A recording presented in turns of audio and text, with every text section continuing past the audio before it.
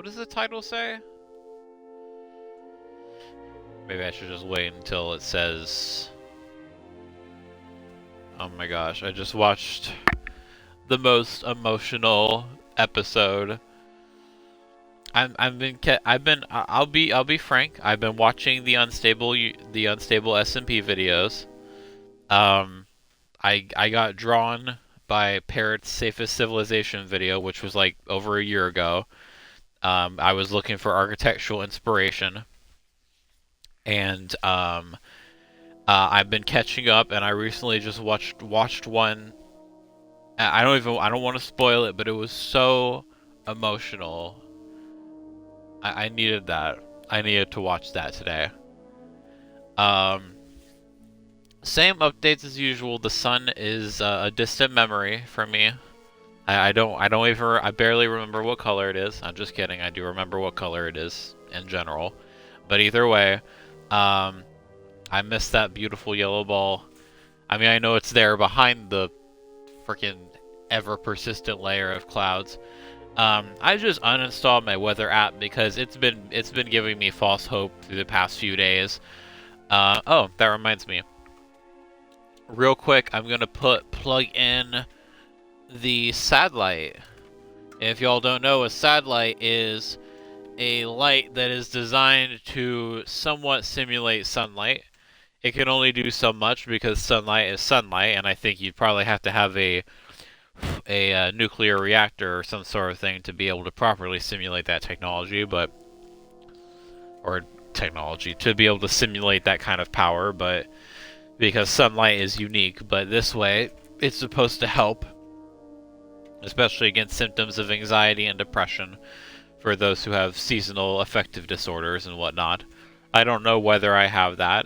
I don't think I do, at least not on that scale, because I haven't had to take medication, but I'm still trying to take care of myself, so I'm using it regardless.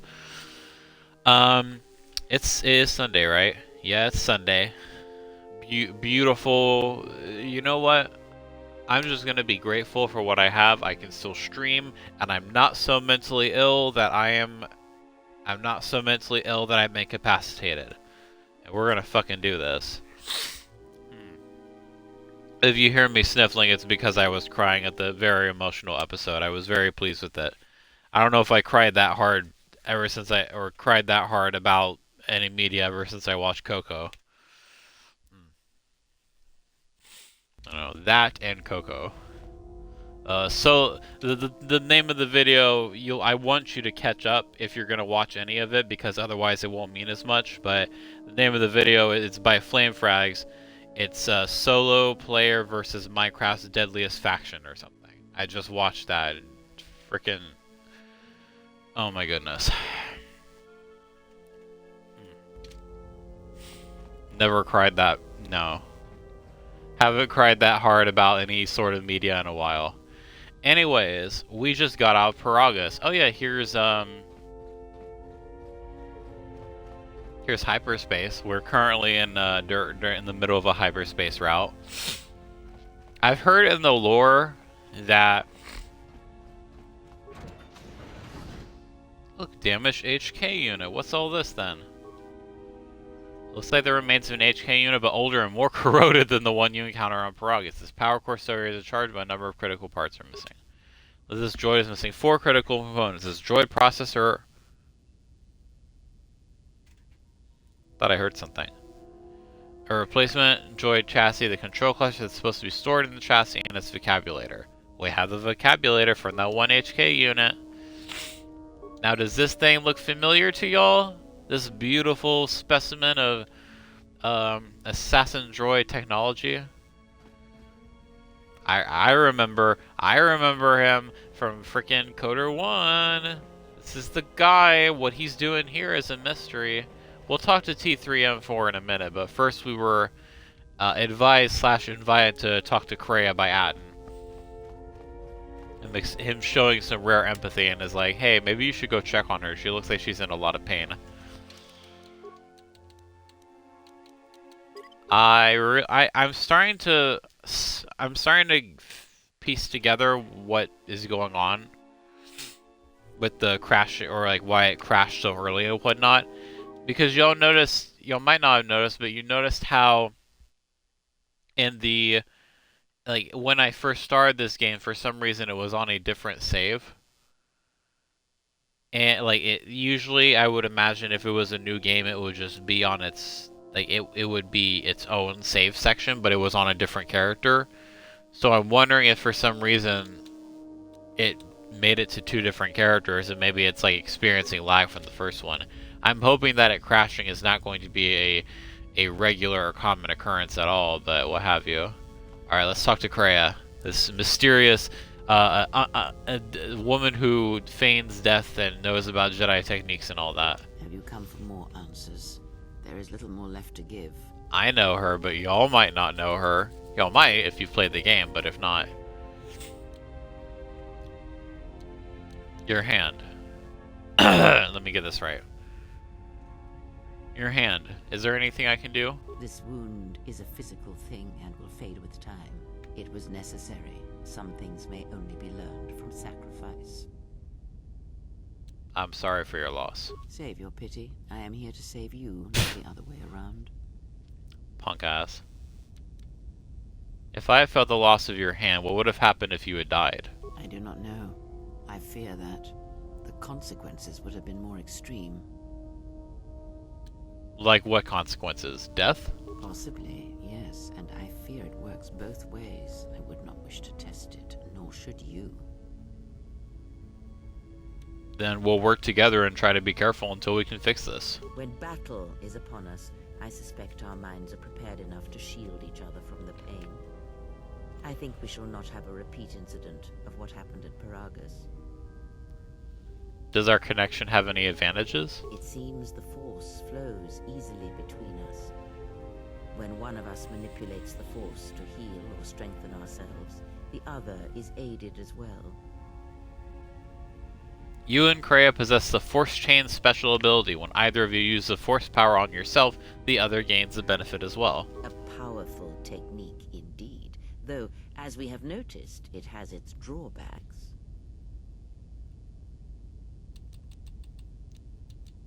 So what do we do now? I do not know. The Sith struck more swiftly than I thought, and they will not stop until they have you in their grasp. If you fall, all the galaxy will echo it. Is there any place where we can retreat to? It does not matter where we go. It is not the destination that matters. It is the journey. All paths will take us to the end, whatever it may be, and no matter how strongly we fight against it. For now, we are bound for Telos, and that is enough. Enough for what? Before the war, Jedi who failed their training were sent to the fields of Telos to serve the galaxy, not as Jedi Knights, but as farmers and laborers. The destruction of Telos was complete. I doubt any Jedi remain. Yet there may be echoes of their passing. We shall see. And if we find no trace of Jedi teachings on Telos to help us? Then I am left with nothing more than we had already. My faith in you and your ability to meet what comes. There were other questions I wish to ask you. Ask, and I will answer. I need to know more about the Sith hunting us. These Sith, they seek the death of all Jedi, as have all the Sith, since the Jedi Order was first split. There was another Jedi Civil War? Yes, the Jedi Civil War is not the first one of its kind. Thousands of years ago, the Jedi had another civil war that split the Order. It was a terrible thing. A faction among the Jedi abandoned the teachings of the Order, following their own path. They waged war on their fellow Jedi, a war that raged across the galaxy. But these fallen Jedi were cast out, defeated, and they retreated to worlds in the Outer Rim. Over time, they took on the mantle of the Lords of the Sith, but in their hearts they never forgot the Jedi. The hatred for the Jedi Order burns in their veins like fire and echoes in their teachings. Revan tasted it, as Malak did. But these Sith seem different. In a manner of speaking, they are different from Malak in that they are concerned only with the destruction of the Jedi. For them, it is all that matters, all that ever mattered. It is a different war these Sith wage, a thing of silence and shadow. They strike from the darkness, hiding from the face of the galaxy until all Jedi are exterminated. After all the Jedi are gone, then the galaxy is theirs, no matter whether the Sith or the Republic rules. It is the dark side that shall reign, unchecked.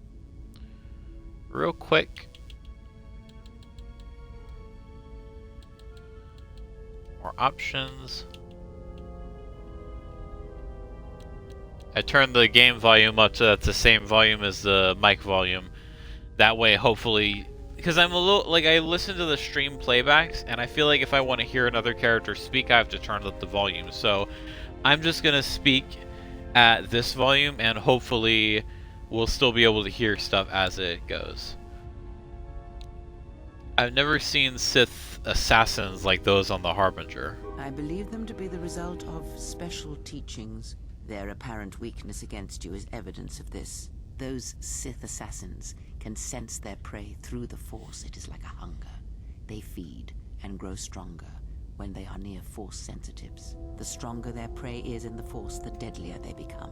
As long as you were cut off from it, you were able to evade their sight. But after Paragus, I fear that you will be no longer shielded from their eyes, or the eyes of their masters. The stronger you grow, the more will come. And the more powerful they will be. Ask, and I will answer. When we were on Paragus, I could feel the Force again. Indeed. And was it the same as before? It was like a whisper at the edge of hearing. If my suspicions are correct, perhaps the damage the Jedi Council did was not as permanent as they thought. It is not an easy thing to cut one off from the Force. Wait, the Jedi did this to me? What did you believe? That you suddenly lost your connection with the Force without reason?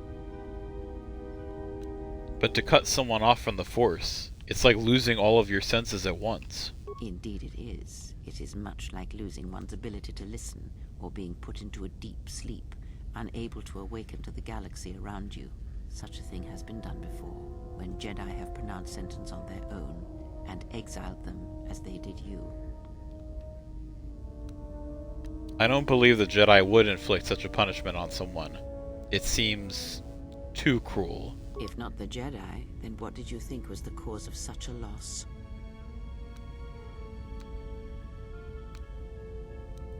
I had thought the Mandalorian War is the cause. I did much that I am not proud of. War leaves many scars, but rarely does it blind one to the Force.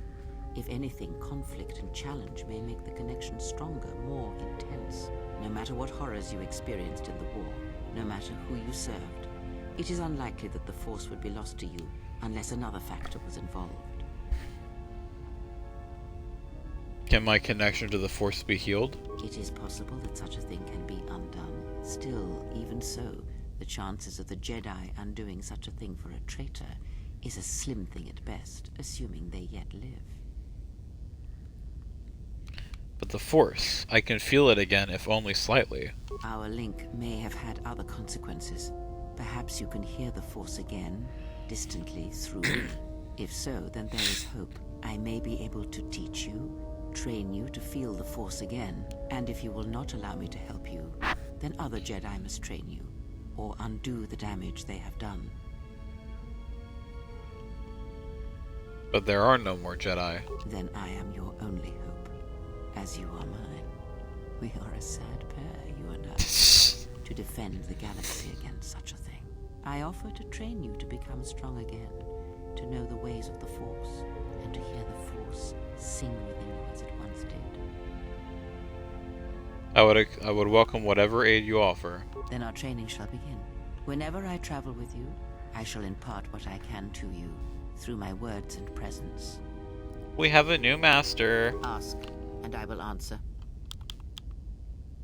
Can you tell me what has happened since the Mandalorian Wars? Much has happened in the galaxy in your absence, and since the defeat of the Mandalorians at Malachor 5.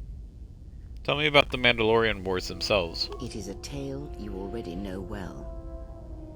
Almost a decade ago, the Mandalorians began preying on the Republic, bringing the fires of war to many planets along the Outer Rim. Their predations continued, winning victory after victory, until the Republic finally begged Yeah, the subtitles were incorrect there.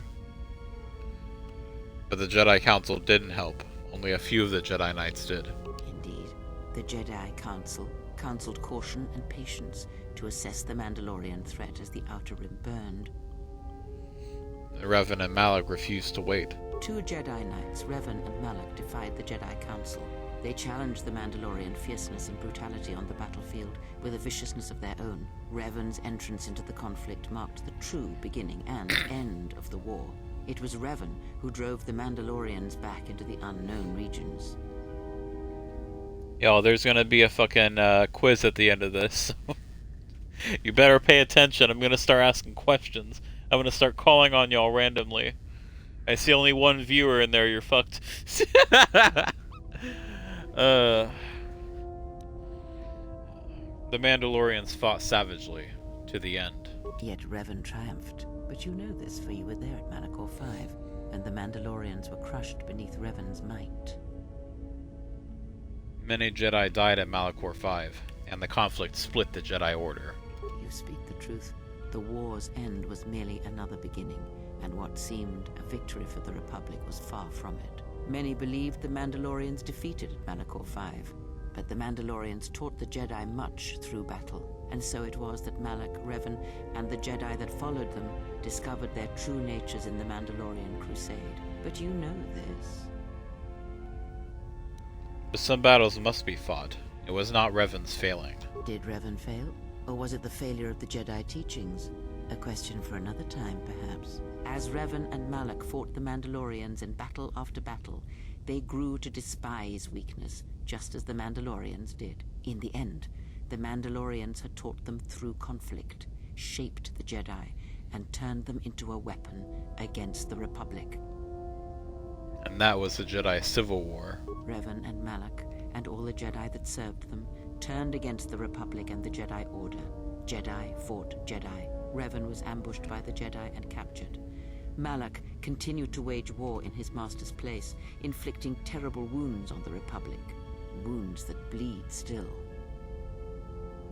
What happened to Malak? As all Sith do without a strong enemy, the Sith turned on each other.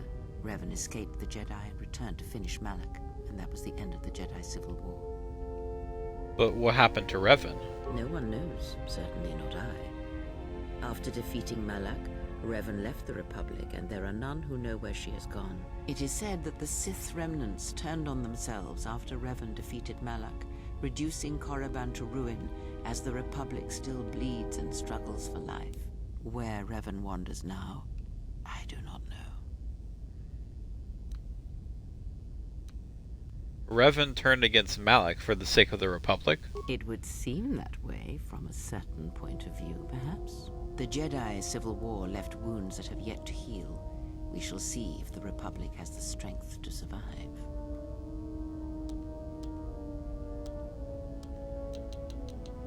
Then we must do what we can until it has a chance to recover from the war. A culture's teachings, and most importantly the nature of its people, achieve definition in conflict. They find themselves or find themselves lacking. Too long did the Republic remain unchallenged. It is a stagnant beast that labors for breath and has for centuries. She's not wrong. The Order was the heart that sustained its sickness. Now the Jedi are lost. We shall see how long the Republic can survive. Perhaps it is better that the Republic stands on its own. We shall see. The Jedi Civil War cost the Republic much. The resources of the Sith seemed limitless. The Republic's was not. Fleets of warships, soldiers, and people were lost. Entire planets were decimated. Their inhabitants dead or refugees. It is a great burden for any civilization to bear. And this new threat, it is a quiet thing. Unlike the Jedi Civil War, it drives at something deeper than the strength of the Republic. It is aimed at you. What do you mean? The Republic was never what was important, ever. It was but a shell that surrounds the Jedi, just as the teachings of the Jedi are a shell surrounding the heart of man. You see, the war, the true war, has never been one waged by droids or warships or soldiers. They are but crude matter, obstacles against which we test ourselves. The true war is waged in the hearts of all living things, against our own natures, light or dark. That is what shapes and binds this galaxy, not these creations of man. You are the battleground, and if you fall, the death of the Republic will be such a quiet thing, a whisper, that shall herald the darkness to come. There are other questions I wish to ask you. Ask, and I will answer. I think I've heard enough. I would see to that fool in the cockpit, and remind him of our destination. I would not want him attempting to veer from Telos. He's not a fool, but he does feel odd to me. He is a fool and an imbecile. His potential lies downwards, not up. Watch that one. His thoughts are slippery. I do not trust him, and nor should you. Such a man serves himself first, and his allies next. How would I lose influence with her? Well, I gained influence with her, so that's good. It won't be that hard to gain influence with her. I know how... I've learned at this point how to manipulate Kreia, but we'll talk about that later. So, basically, to recap what she said, the Mandalorian Wars, they actually happened before the events of KoTOR 1. And in KoTOR 1, it's near the end of the Jedi Civil War after the Mandalorian Wars. Revan and Malak led a bunch of Jedi, including our main character here, for the purposes of this exercise kiosk, to defy the Council. Basically what happened, the Mandalorians started attacking the Republic, mostly focusing on worlds in the Outer Rim, but it was enough to get the Republic's attention, including the Jedi, who they apparently, if we listen to what Bastila says in the first game, they sensed something that would potentially corrupt Revan and Malak. I mean, we know what one of those things is. So they refused to help the Republic, or they refused to go against, or that they refused to help the Republic or anyone else against the Mandalorians for that reason, because they thought that something worse would come of it. And they were sort of right, but it doesn't necessarily excuse abandoning all the people that they did. And Revan and Malak and our character and a bunch of other Jedi defied the Council because they believed that it was better to use their Jedi powers to protect the people and to actually defend people as they're sworn to do against the Mandalorians who were attempting to conquer the galaxy. Revan, what Canderous says, again, this calls back to some of our understanding from previous characters. What Canderous said was that once Revan entered the fray, the Mandalorians were impressed by how good, canonically he, but in our case, how good she was at tactics, at combat, how ruthless she could be, sacrificing various assets to secure a victory in various battles. Basically a cunning genius. And they were impressed by that because what they understood about the Jedi is that they were pacifists and that they would never sacrifice innocents and that they wouldn't want to go to war. They knew the Jedi would intervene eventually, but they didn't know that the Council would be dragging its ass, basically.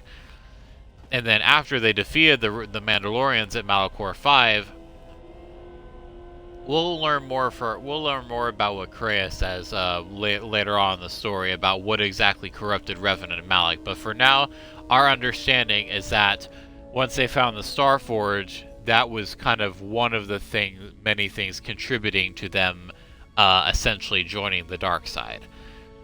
They learned the teachings of the Sith, and at that point, almost everybody who served in the fleets with them, Jedi or Republic soldier or what have you, turned against the Republic as well and attempted to conquer the galaxy in the name of the Sith.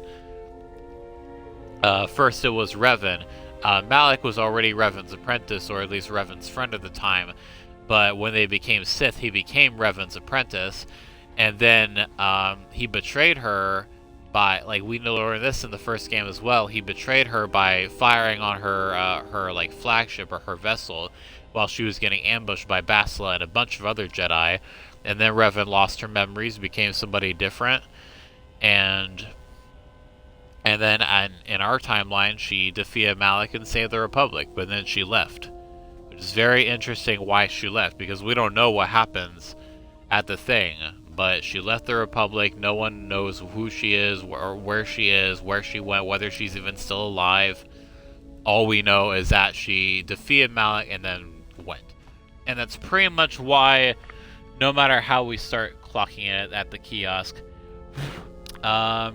Actually, I'm gonna have to dock your pay by like exactly 20 minutes.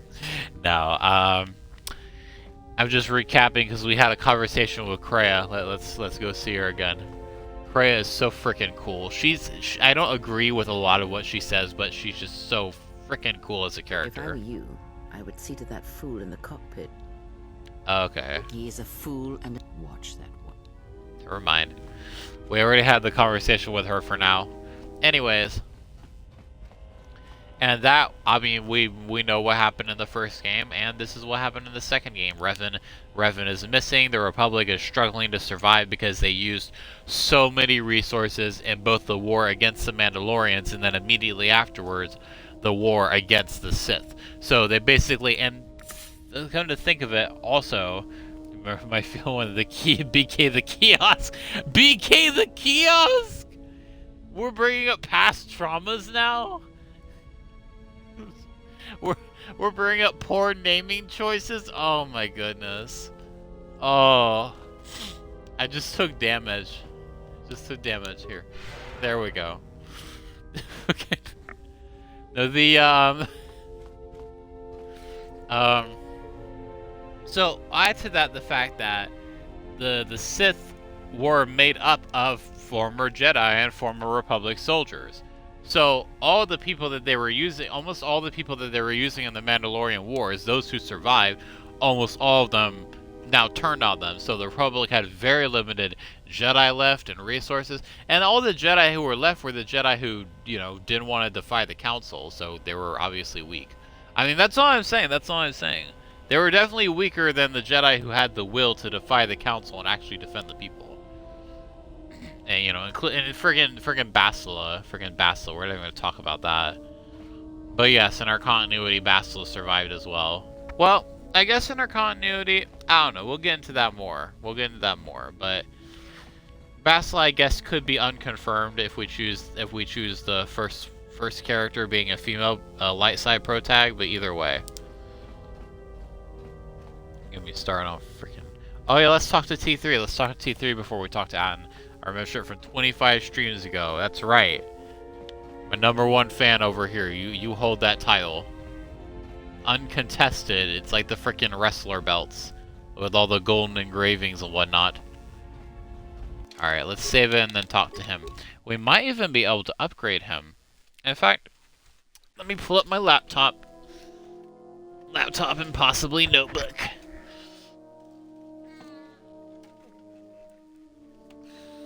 I'm pulling my laptop out of my ass. That was why that was that struggle noise. Where I'm looking at, what do you call it? I want to see, because there are upgrades you can give T3, and I'm not sure exactly which ones those are. So I want to make sure that the upgrades that I give him are that I plan his attributes in accordance with the upgrades I'm going to give him. I think I already invested in his intelligence, but intelligence is one of those. Of course.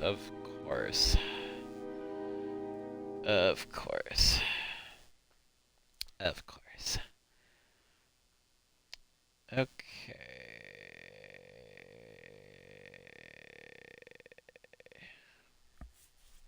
Well, thankfully we've gained some influence with him already. So, okay. I think I needlessly invested in his intelligence. I think he gets 2 upgrades to it. You look like you suffered a lot of damage over the years. How much damage?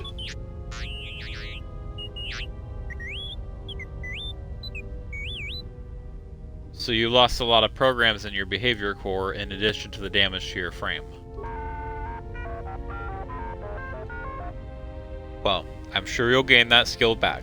I'm glad to have you along. That's how we get light side points and influence with him. Okay, what's our... Okay, just influence then. But yeah, different characters obviously respond to different things. Like, we see, like, We tried consoling Kreia, and she did not like that. She's like, you know, like save your pity. Like she does not like it when people try to help her or anything like that. We'll learn more about that why. Atten though loves it when he's validated. Um, Basically, Atten, like we know that he's prone to lots of selfish behaviors, and if you play as a female character, he will tactlessly flirt with you, and basically like not like completely objectify you, but he'll like since you arrive in like that freaking like underwear suit thing that like covers the bottom and the whole torso, he's like he'll be like, hey, are you an angel or something like that? And you know, I was just sitting here in my cell, and then you showed up here in your underwear, and things got a lot better. And like basically like just kind of casually letting her know how attractive she is. So that also can affect your opinion if you're playing as a female character. Um, if you avoid treating him like he's like a slime ball, like if you like validate him, if you like thank him for his contributions and whatnot, he loves that. And he doesn't really seem to care what actions you do. He doesn't really care whether you make light side or dark side choices. He does have various comments on how that affects you, but as you're making the choices, he doesn't have anything to say about that. But he does seem happier, like more at peace if you're further along on the light side than anything else. Alright, let's look at our skills here. Okay, we need more rank in... Okay, I think we can do computer and repair real quick. Oh wait, no. I remember what happened. I never invested him because I didn't level him up.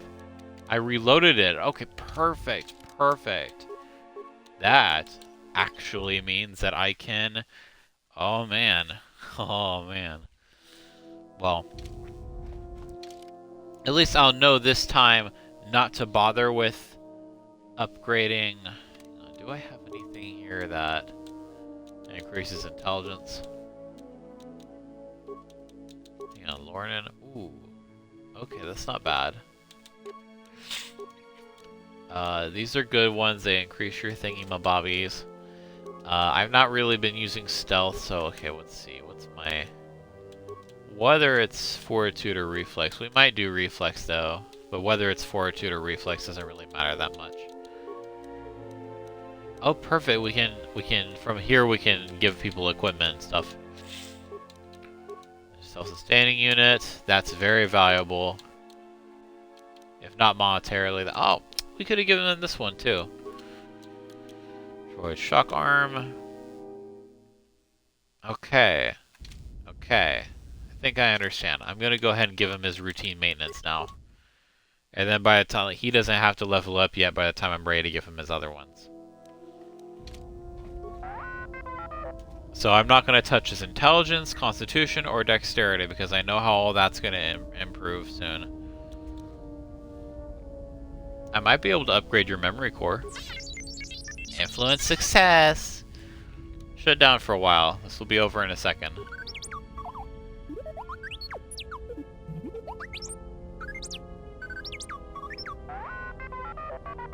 I'm looking on here. We can't do anything else after that. All done. How do you feel?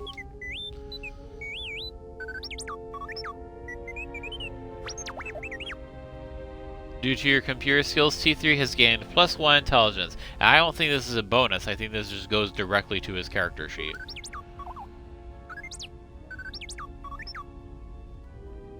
Blaze, look. What are you talking about? I lost track.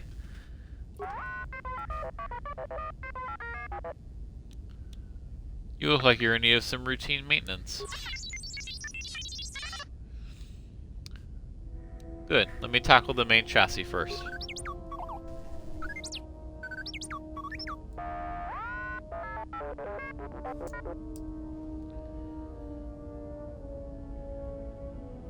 Alright, finally finished. Took a little longer than I thought.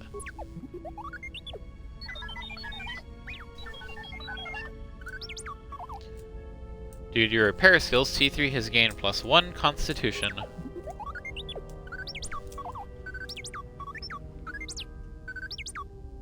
What do you mean I fade out there for a second? You were shut down. I'm just gonna gaslight him just a little bit as a treat. Okay, perfect. So that helps him. There are other ways in which we can gain influence, but let me see real quick. Level are we? We're level 7.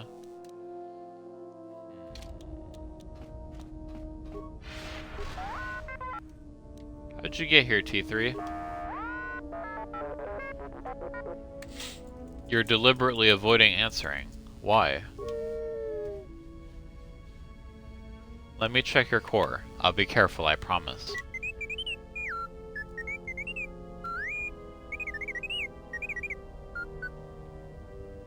I want to make sure you're alright. Just let me check, alright? Oh. Damn, that's wedged in there tight. Okay. Well, by being careful with him, we've earned some influence. We're gonna try that again. Oh wait, hang on. Let me try that again.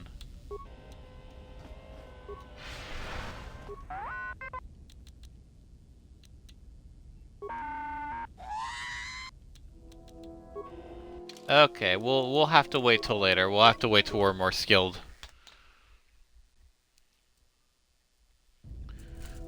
He made the frickin' R2-D2 noise of distress. So yeah, we'll leave him alone for now. We can do that at any point. Apparently, hyperspace, whatever this is, just the hyperspace tunnel thing or whatever, is actually known to drive some people mad. And apparently Darth Vader would just stare at this. They just have this, because usually people have the visors like closed to avoid the effects of it, but Vader would just kind of stare at it. It was like gratifying or fascinating for him or something.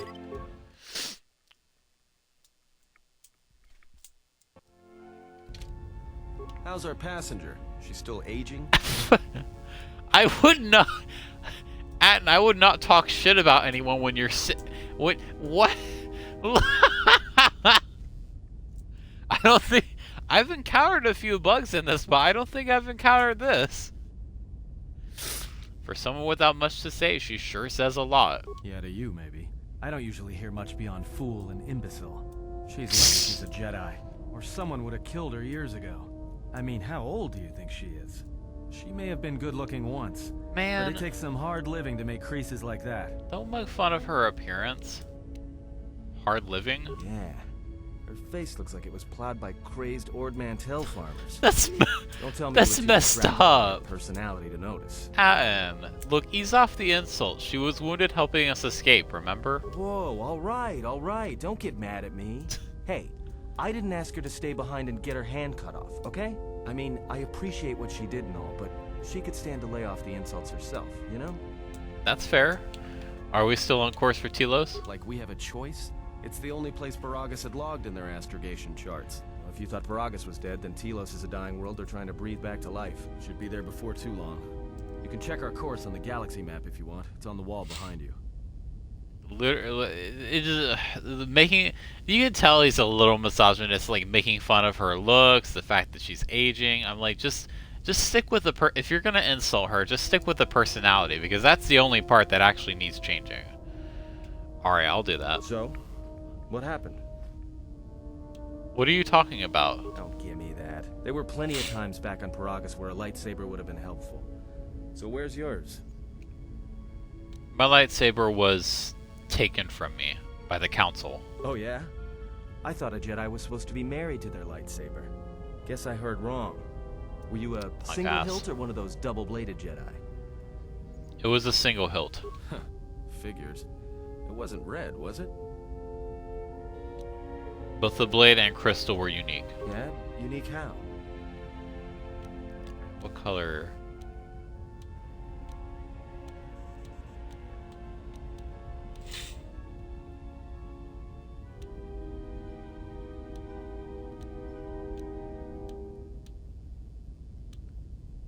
Orange, like Hasek's son.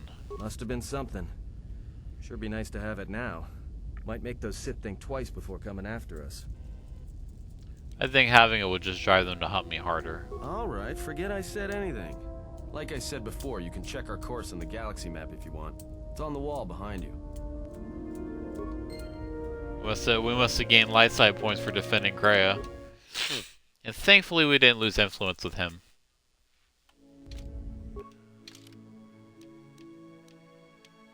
Alright, let's go to Telos.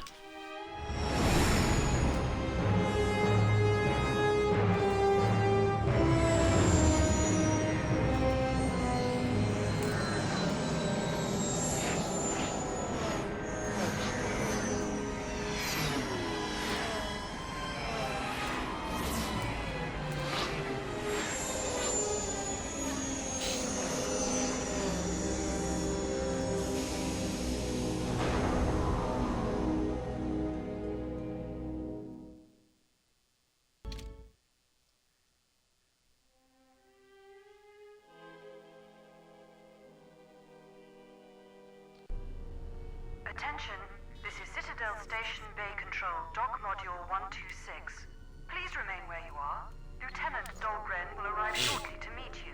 That is all. I don't like the sound of that. If they think we caused the explosion... Uh-oh. Here comes the welcoming party. They may not know what happened, so don't blow it. I'm Lieutenant... I mean, we are innocent in this Telos case. Security Force. I'm under orders to take you into custody in regards to the destruction of the Paragus mining facility. Are we under arrest? You haven't been formally charged, but you will be placed under house arrest pending the results of our investigation. Due to the nature of the investigation, I have no specific timetable to offer you. In the meantime, your ship and any droids will have to be given over for safekeeping. Yes, that includes you. You are a droid, so you will be retained. In addition, we will have to take your personal arms and armor until the completion of our inquiry. I like how he just kind of talks to him like he's like, yes sir, you are a droid. What's the quote from Archer? He thinks he's people. Oh, I don't. No, T3 is a valued member. I just think that's cute. I guess sometimes I do kind of think of him as a pet, but that's not entirely fair to him. He's just so small. Will I be able to get my gear back? If you are cleared of any involvement, your personal effects will be returned to you. You will be held briefly in the TSF station until living quarters can be arranged, at which point you will be placed under house arrest. Do you understand? I do. I'll cooperate. Good. My men will relieve you of any arms and armor. Please follow me. Tell me I'm not going to jail again.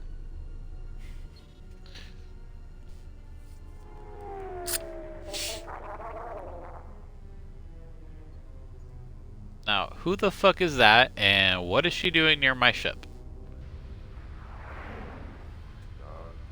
Okay, that is a cool look, but get the fuck away from my ship, please.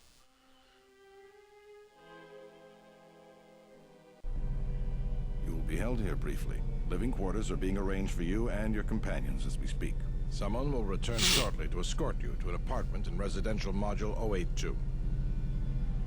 Wait, I had some questions. I have many matters to tend to. Your questions will have to wait.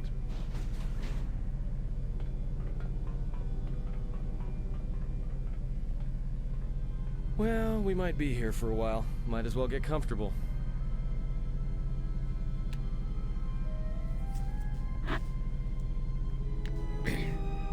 Someone is coming. So this is the last of the Jedi. I must admit, I'm a little disappointed. You're wrong. I'm no Jedi. Jedi or no, you're the one I am pledged to kill. There is no mistaking that. The exchange is a bounty on Jedi, you know. You're worth quite a bit of money. The exchange, huh? I'm pretty sure some two-bit pistol jockey like yourself isn't one of them. Hey, I'm more than skilled enough to work for the exchange. You bounty hunters couldn't even win a fair fight. You're the cheapest, most worthless mercenary scum in the galaxy. I'd hire a Mandalorian over your filth in a second. No Mandalorian could match my skills. He's No goading Mandalorian could have him. been clever enough to infiltrate this station, taken the identity of one of the guards, then... Then what? Overloaded our force cage fields and made it look like an accident? You probably don't even have the guts to fight me. Pathetic. Don't think overloading your cages had not occurred to me. You're wanted alive, but I doubt anyone will care as long as I bring them your corpse. We're in a TSF station. How do you expect to get away with this? The security cameras have mysteriously shorted out. There will be no witnesses to your escape attempt, during which I'll have been forced to kill you. By the time the TSF realize I'm not one of them, I will be far from this place. Let's get this over with. Come, Jedi. It is time to die. Hey, leave him alone. You want to fight? Then try me if you Aww, You have goaded me once. trying to and you shall not protect do so us. twice. But I shall dispose of all of you eventually. And an old woman, a fool, and a broken Jedi are no match for my skills.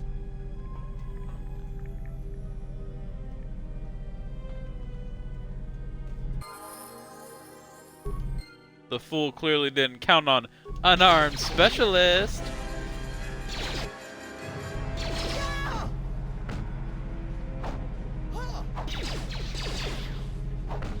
Dumbass. The security cameras are... What? What's going on here? Man down! Quick! Call a medic! All right, Jedi. I want you to back up slowly. Hands in front of you. Into the force cage. Cooperate, and we won't have to gun you down. Come on, Lieutenant. They've already killed... who is that? Is that Batu Rem? He said he was an assassin. Rem's no assassin. Batu Rem is on leave. He shouldn't even be on the station. This man isn't him. How'd he manage to sneak in here? That's something we're gonna have to look into. I can tell you that it can't have been easy. Right. So what's gonna happen now? We've arranged for an apartment in residential module 082. You'll stay there under house arrest until our investigation of the Paragus matter is complete. You'll be under TSF protection. I'll personally clear any visitors to your quarters, and we'll investigate this incident to the best of our ability. Let's go. Officer, get Lieutenant Yima a report of this incident. She'll look into this. The rest of you come with me. We'll escort you to the apartment in 082 immediately.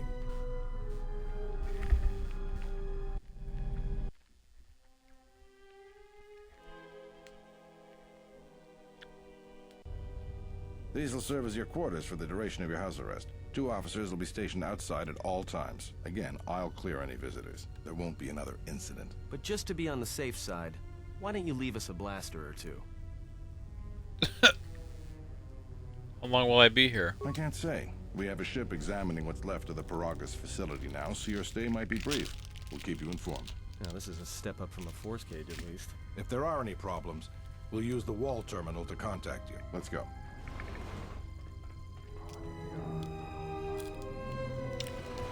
This isn't good. We've got to get off this station. Why do we need to leave? What do you think the TSF is going to find at Paragus? That could bring the Sith... You know what? Forget it. As long as we're trapped here, it doesn't matter. What do you think, Kreia? We cannot stay in any one place too long, but our path has brought us here for a reason. I must meditate on this. In the meantime, we should rest. Yeah, you go ahead and meditate. As for me, I could use some sleep. Being a jackass. Meditate.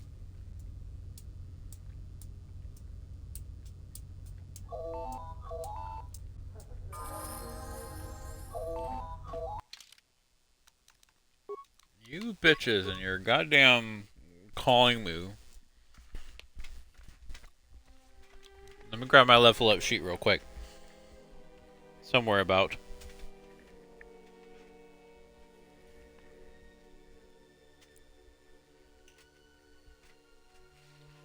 Okay. I found it.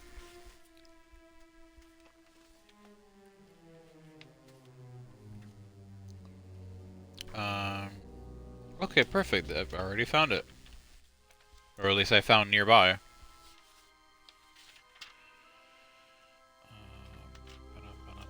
Okay,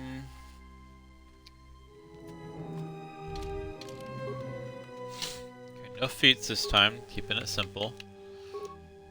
Now we have more intelligence, which means we can invest in more things. I think...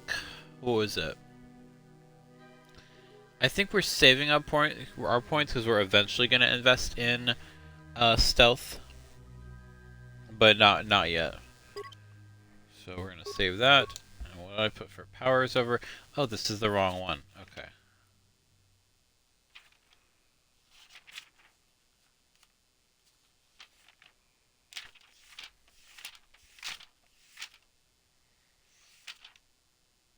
Okay, there we go. Um, is that the one we wanted? I think it is. Right? Yeah. Yeah, okay. We're getting Mind Trick. That will make it easier to sneak by things. Stratars won't notice the player unless the player gets too close or interacts with them. Let's see. Maybe this will come in handy. Maybe we don't need it, but either way I'm investing in it just in case. Accept.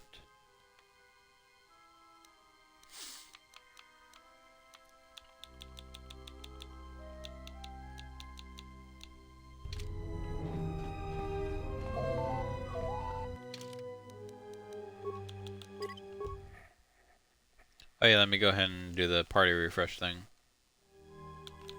No, that was a good cry. Okay.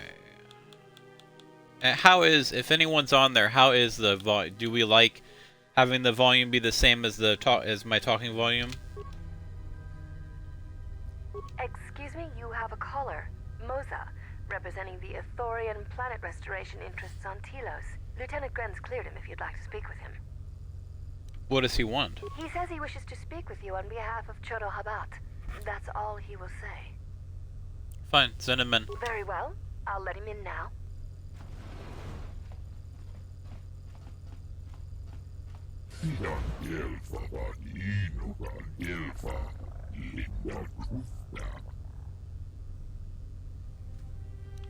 What does Chodo want with me?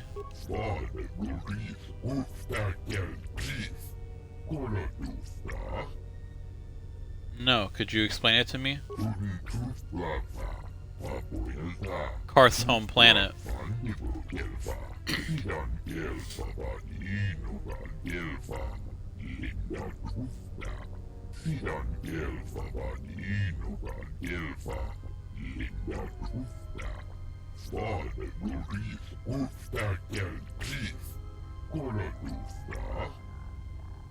No, what troubles have you had?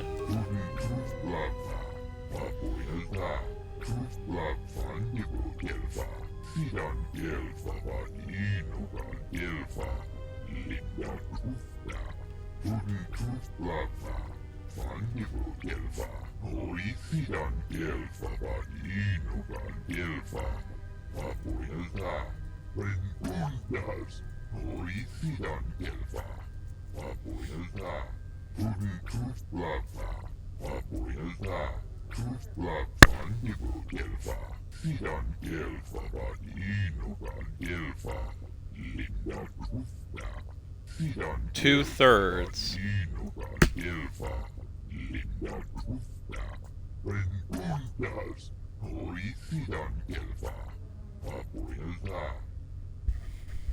How is Zerka harming the restoration project?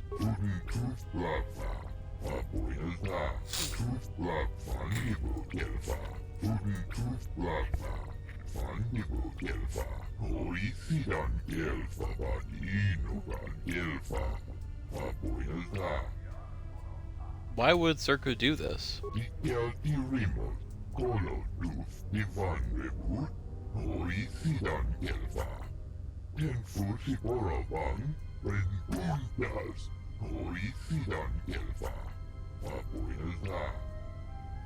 How did they take the restoration zones?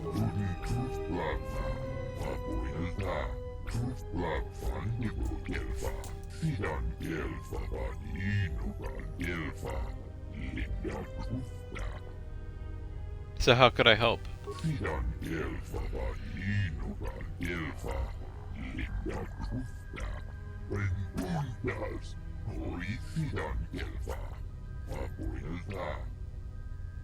What do you mean?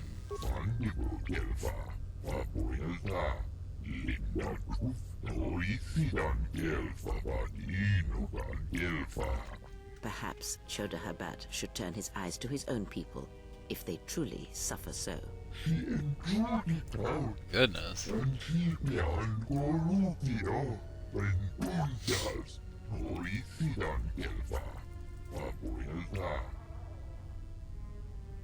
I'll speak with your leader when freed.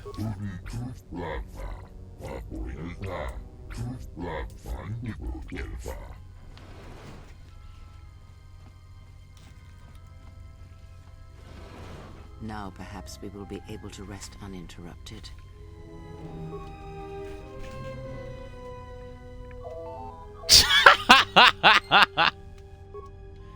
With the journal update say something like, bitches keep interrupting us. Oh, okay, that was just Good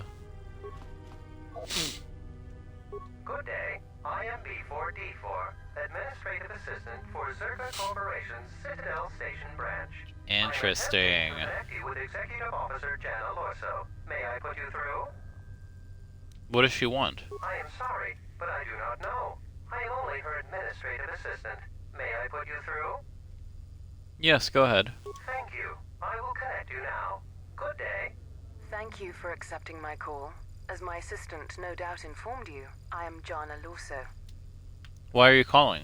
I understand that you were approached by an Ithorian earlier. Doubtless he tried to obtain your help, attempting to purchase it with imposed guilt and veiled threats. Imposed guilt? Yes, they play at being downtrodden innocents, having come to you because of these Jedi rumors that are going around the station. What sort of rumors? Oh, I'm sure you've heard that you're a Jedi, one of the last, wanted by the Exchange and who knows how many other organizations, for reasons good or ill. But that's of no interest to me. The Jedi, and your standing with them, have no bearing on this discussion. So why is she mentioning that? I don't recall him threatening me. Oh, and I suppose he didn't mention the Exchange, helping you with any problems here? In other words, the Ithorians won't lead the Exchange to you if you work with them. No, he didn't mention anything like that. Well, no matter. My apologies. I never intended to waste your time discussing Ithorians. Go on. I believe you're a person of influence, someone I'd like on my side, rather than aiding the Ithorians, whose quasi-mysticism and bumbling foolishness is standing in the way of progress and profit. I'm not asking for your help, though. I'm offering you a job. Work for Zerka and be handsomely rewarded. You'd be helping yourself. If you're interested, please visit our offices here in Residential 082. B44 will know what to do when you arrive. How are the Ithorians in the way of things? Their plans for the restoration of Telos are aimless and meandering. Restore the sacred natural beauty of Telos, they say. Just what does that mean? How does that apply to natural resource development and consumption? The proper planning of urban sectors, resorts and tourism? It doesn't. The Ithorians are spending billions of Republic credits on a plan with no defined profit. If it continues, they'll drive the Republic into irreparable debt and have nothing to show for it but a few meadows and a weather generator the size of a small continent. What sort of work are we talking about? I'd rather discuss that in person. I'll be more than happy to answer. Think of the economy! Questions when you visit our offices. Healing a planet is one thing, but making money? I'll come by when I can. Excellent. Good luck with that messy investigation, and I hope to see you shortly. We should get back to bed. Whenever they decide to release us, we should get going immediately.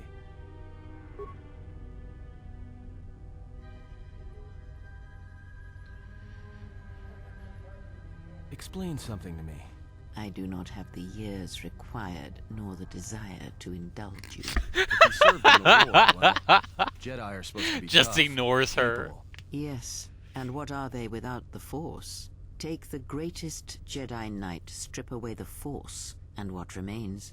They rely on it, depend on it more than they know. Watch as one tries to hold a blaster, as they try to hold a lightsaber, and you will see nothing more than a woman, or a man, a child.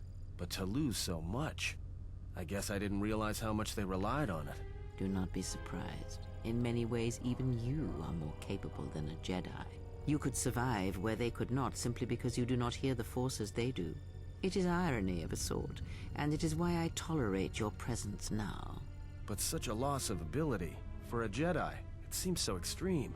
He has been gone from war some time. It is conflict that strengthens us, and isolation that weakens us, erodes us. Add to that he turned away from war, did all that he could to forget it, and the last piece clicks into place. But we have spoken enough of this, and we do him a disservice by not speaking of this while he is present. So funny. She's totally willing to indulge him. I've come to inform you that the Telosian government has completed its inspection of what's left of the Paragus facility. It appears that the Harbinger had indeed been present, though it was gone when our ships arrived and was responsible for the station's destruction. Logs recovered from the facility's wreckage indicated that the miners perished as a result of sabotage, which began while you and your companions were either incapacitated or incarcerated. As such, you are to be released from house arrest. However, the Republic is sending its own ship. They have insisted that you remain on station for the duration of their search. Why is the Republic sending a ship? To further investigate the station's destruction and search for their missing ship, the Harbinger. Well, how long will I have to stay?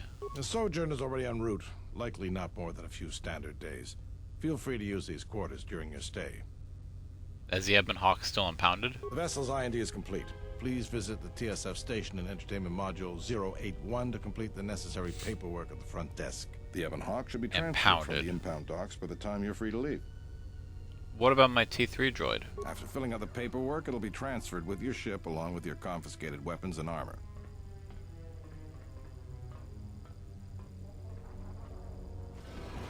Well, now what? We can't just stick around. We need to find a way off this station. Whether it's the Ebon Hawk or some other ship. We could hit Nar Shaddaa, maybe. If you've got people coming after you, it's where you go to get lost in the crowd. You know that from experience? Hey, everyone needs to get lost once in a while. Get away from something, you know? It's no big deal. Why do we need to leave? Look, this place is a waste. If Telos wasn't doomed before Paragus blew, it is now. Even more so if your friends from Paragus come calling. Why would Telos be doomed? Because it depends on Citadel Station.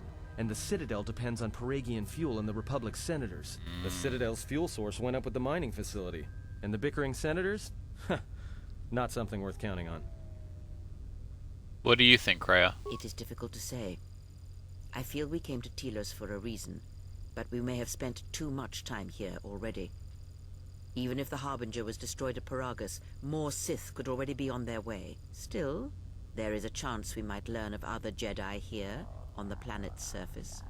Jedi who might help us restore your abilities, or sever the link between us. Well, what do you think? Why don't we ask the Republic for help against the Sith? The Republic? They can't even properly fund and manage a space station, let alone fight an enemy as cunning and ruthless as the Sith. Even if somebody believed us, the Republic won't be any help. Believe me, I know. Only the Jedi threw the Sith back last time around. He may be right, but whatever we do, we should move quickly. I hear you. Oh, Kreia, you're due for a level up.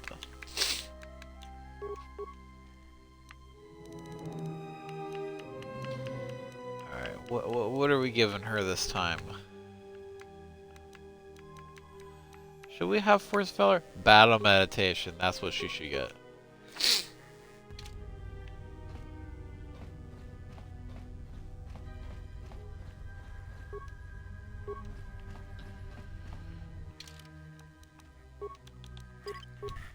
Alright.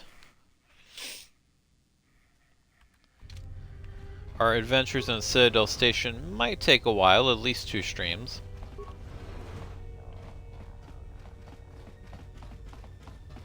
So these are other people's apartments.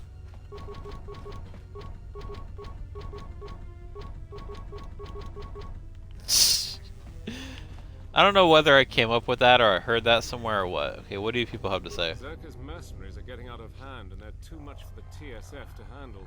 We need Republic troops to restore order. So yes, background if you haven't played or witnessed the first game. Telos was Karth's home world. Karth was one of our party members in the first one. And it was destroyed by the Sith, specifically Saul Karath, during the Jedi Civil War. Also, the fact that it's called the Jedi Civil War is interesting. We'll get into more of that later. So this is the restoration efforts. This is Citadel Station, not to be confused with the one from System Shock. But, so this whole station is like this massive, like, you know, complex that houses like a major proportion of the population. Like people who come from elsewhere, or, you know, people who survived the bombardment of Telos, or various people researching into the restoration project, which is meant basically with the bombardment, the entire atmosphere has been reduced to like acidic vapor and whatnot. So they have to restore the stability of the atmosphere and make it viable and livable again. That the Ithorians are spearheading that project, but Zerka is trying to muscle in for currently unknown reasons. The war has really inflated prices here in the Outer Rim.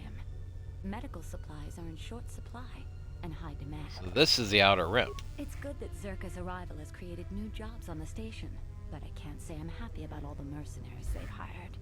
Yes, and they've been providing mercenaries to the point where the mercenaries outnumber the actual TSF, so that could cause a clash. The restoration project was going well, until this latest contract dispute happened. I wish the council would settle it and let the work continue. The war has really inflated prices here in the Outer Rim. Medical supplies. Zerka's I heard that a crime syndicate has worked its way into the operation of Citadel Station. Contract negotiations are breaking down between the Council, Ithorians, and Zerka. Why doesn't the Republic do something? Zerka's mercenaries are getting out of hand, and they're too much for the TSF to handle. So that's what's going on here. We are currently on that station. What do you mean impossible? So you... Oh.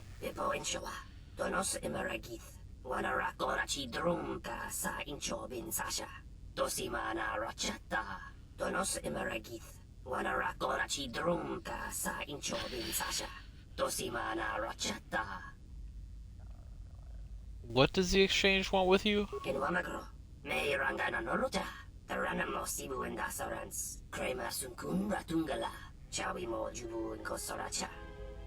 Do you sell droid parts? We're not gonna buy anything here. In fact, we can probably find better just naturally, but...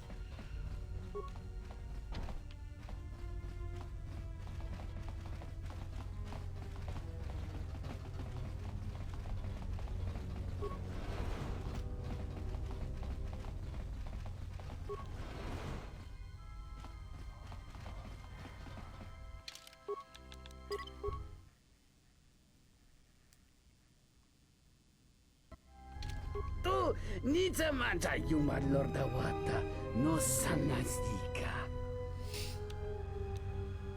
What do you do here? Kawana bota yunta tanga kinamatura. Tayaita ta bosananansata. Unta chiwita inka kikraya na chawanga kone. This is, what do you call it? You can tell, like, when we're speaking to various alien species, like, the prefab voice things that they picked are different. Like, they record new lines for this. At least for most of them. I think the Ithorians still use some of the same ones, but they're also a lot shorter. I think part of the issue with KoTOR 1 is when you would speak to them, it would be like this long, drawn-out thing. When in reality, it didn't need to be that long to represent the dialogue that was being spoken in the subtitles. But this one, it's a lot shorter. You have to read a little faster, but I like that they did that. I like that they made that change. Let me guess. You have a gambling debt you must pay off.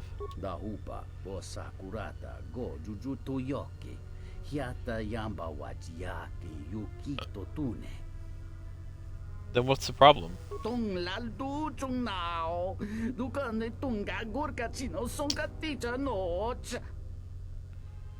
You should never wager more than you can afford to lose. Wisdom was lost in the heat of the moment.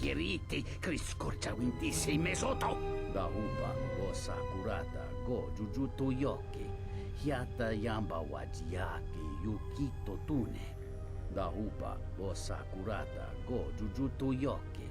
Hiata yamba wajiaki yukito tune. Perhaps I could be of assistance. Savadumpa munsuru kuplaliyawa. Bo bagaragawanda yaitua ulwanjiuma. I think I can persuade Doten to see things our way. Ento meshmi paju watamincha yokolondo ado nukulabirawa. Tienes un soto.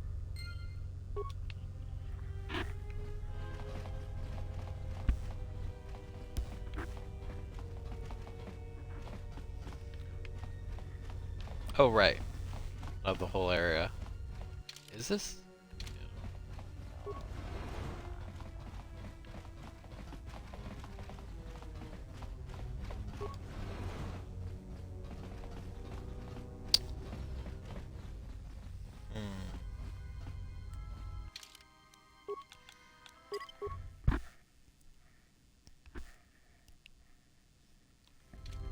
Also, in this game, I'm a little more careful about theft. Or just taking things. Hey, what are you doing in my apartment? Just looking around. Looked like you were doing more than just looking. Sorry, I just figured. Figured what? You just break into my apartment and take everything I owned? Are you crazy? Well, you put it that way. Yeah, I thought so. Get out of here before I get the TSF. I'll be going now. Literally, because you know how you could just kind of take things in people's apartments in KoTOR 1 and frickin' Terrace? Like, when I first had that happen, I was like, oh, y'all care about that now, huh? It was a very funny experience. But there are also some sections where if you take things from certain places, it's like a detriment to you. And some minor sections, but either way, I just wanted to do that little interaction. Mostly because it's funny. Alright, let's talk to Zerka real quick. Actually, first, before we talk to Zerka, where's the little device? This thing here. This is what we need. Download area map. Perfect. Okay. We as we unlock new modules, we can transfer to different destinations. We're gonna go into Zerka and we're gonna talk to them. We can even agree to do the job initially and not do it. Good day. I am B4D4, Administrative Assistant for Zerka Corporation's Citadel Station branch. How may I help you? What can you tell me about Zerka? Zerka Corporation has operations on many systems, providing everything from medical supplies to starship weapon systems. Here on Telos, Zerka Corporation is involved in the Restoration Project, which Zerka hopes will serve as a model for future operations of this nature. And we remember Zerka from the first game where they had operations on both Tatooine and Kashyyyk. And Tatooine, they were trying to colonize the indigenous population there, like literally a haunting parallel between some of the things the US did in real life. And on Kashyyyk, they were enslaving people. So, also haunting parallels between what the US did in real life. So basically, Zerka is like the, is like America. So, bear that in mind during our interactions. I knew you'd come eventually. I'm confident that we will be able to reach a working agreement satisfactory to both you and I. But where are my manners? Sure. On behalf of Zerka Corporation, I would like to be the first to welcome you to Telos. What do you have to say about the Ithorians' complaints? I can understand why you might be on their side, but believe me, you wouldn't be doing Telos any favors assisting those amateurs. Oh sure, Habat's intentions are good enough, but good intentions won't restore Telos. His expensive policy of relocating biological specimens from Onderon without any planning will doom Telos in the end. I don't think Habat even realizes that at their current pace, they will run out of funding before even half of the restoration zones are up and running. Zerka plans to use some of the planet's own resources to help fund the restoration. These extra funds will greatly improve the project in the long run. Habat, on the other hand, can't see beyond his own selfish concerns. The planet's own resources. We've discovered that the surface of Telos is covered with military facilities that were either destroyed or abandoned during the Sith attack.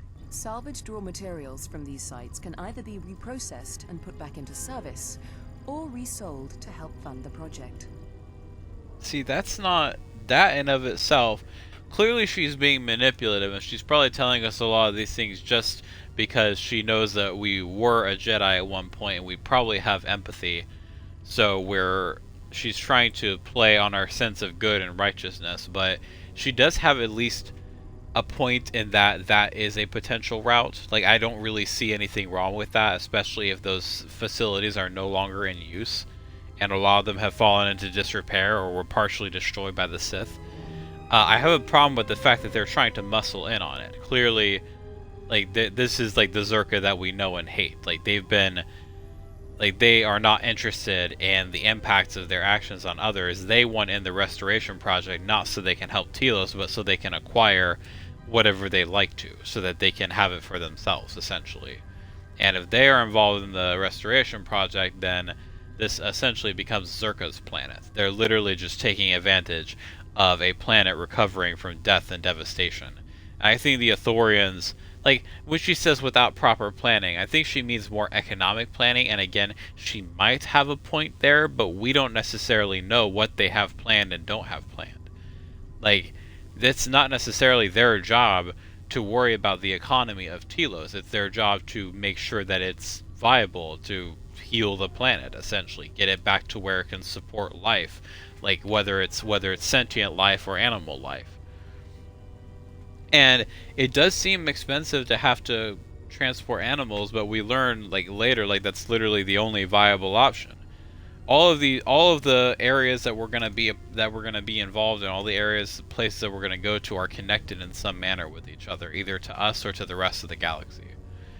But either way, we know that she's trying to manipulate us. And like I said, we can ask her, we can talk to her, we can ask her about this, but we're not obligated. Us talking to her and even agreeing to do the job isn't keeping us stapled to the job. This is just what we're doing. Zerka has been managing the restoration project without the assistance of a droid for some time now. Habat has commandeered the new droid intelligence that was to be delivered to the station. I'd like for you to meet the shipment at Dock Module 126, Shuttle Bay 2, and bring the droid back here before the Ithorians foul things up again.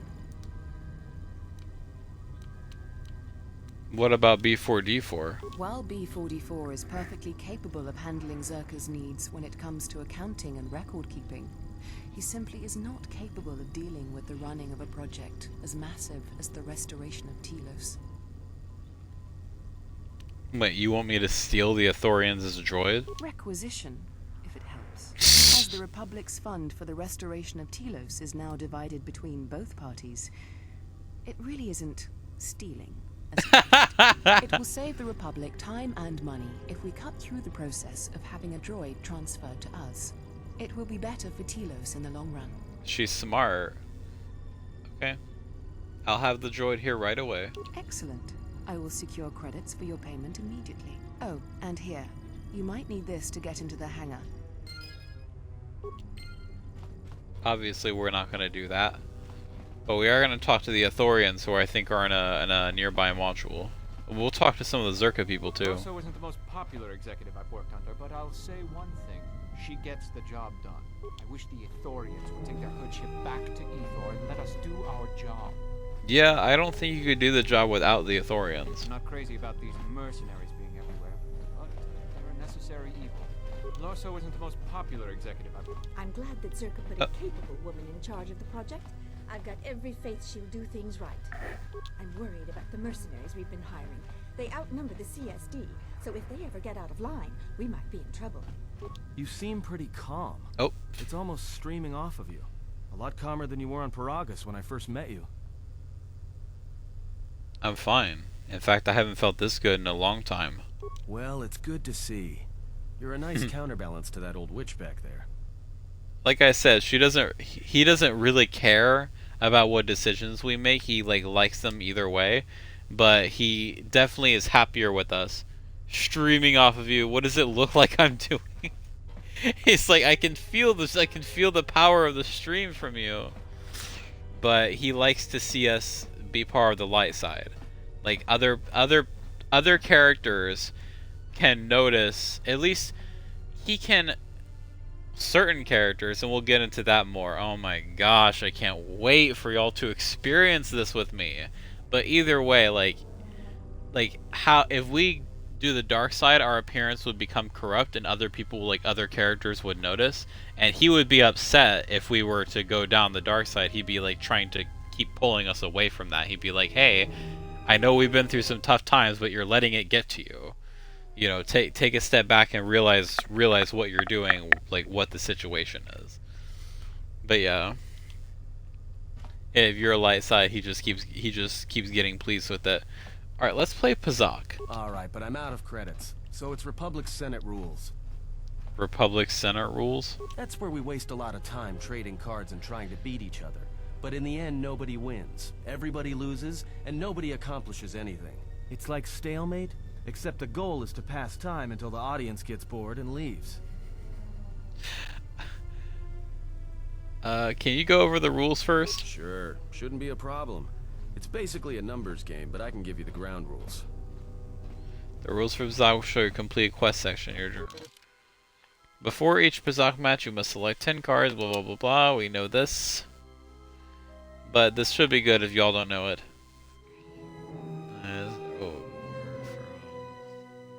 Plus and minus 1 to plus and minus 6.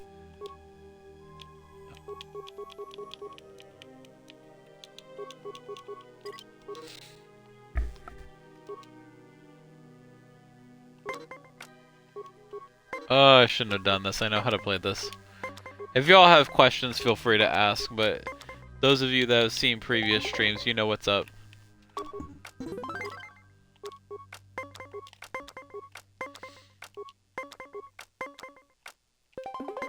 Literally, just make sure basically, like there's hand cards which you can use to influence the numbers. It's anywhere from it's this blackjack. It's essentially it's got a lot of the same things. You draw cards each valued 1 through 10, and the goal is to get 20 or as high as you can without passing 20, without going bust. And like if your opponent if whoever goes bust. Or whoever doesn't get the higher number before or as they stand, they lose, or they lose that round, and then it just keeps going until somebody wins 3 times. Whoever busts TOS, you're absolutely right. I don't want to. Yes, I know. Okay, fine. We'll stand. See, he won because you had me stand. This is a tutorial anyways, but still. Oh, fuck off. He's gonna win. Okay, he didn't, but still.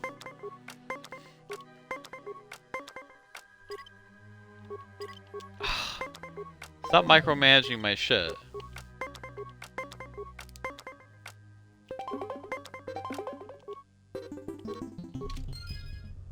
Okay, well either way.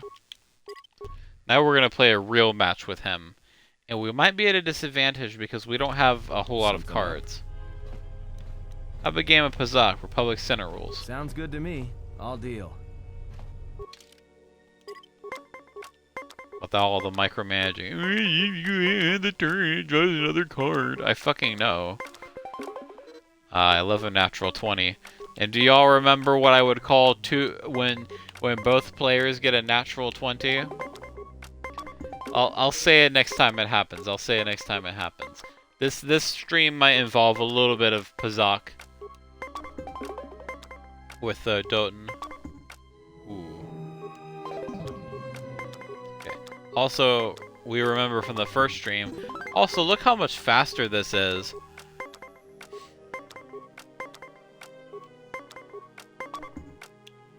Ugh. But also, he has no hand cards. Almost no hand cards left. Okay, there's literally nothing I can do about that. But that's why we need better cards. Or what do the mercenaries have to say? I hear Asgol's been paying mercenaries to go to Dantooine.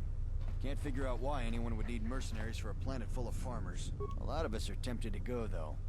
Asgol might not be a good guy. But for enough credits, any risk is worth it. Haven't had much easier contracts than Zerka, though. We spend most of the time standing around. Could use a few more credits, though. I hear Asgol's been paying mercenaries to go— The hours are terrible, and the pay isn't much better. Still, having a solid job in these times is something to be thankful for. You think working for a corporation like Zerka that actually compensate their I'm glad that Zerka put a capable woman in charge of the project. It's interesting. I don't know why people have such a problem with Lorso. I mean, obviously she's evil, but I mean, like, it seems like that's what Zerka likes. I don't know why she has a reputation for not being. Oh yeah, what? Yeah, so a lot of the Ithorians here are here as part of a herd. I'm not sure whether that's like just a group of Ithorians or if that's like a family of sorts, but either way, this specific herd has come to heal the planet, has come to do work on like restoring the ecosystem, cleaning out the toxins, etc. Kind of sucks that we went right from a metallic area to another metallic area. Zerka's mercenaries are getting out of hand. Zerka's mercenaries. TSF to handle. Speaking of, let's go talk to the Ithorians. The Ithorians. Bumani Exchange Corp.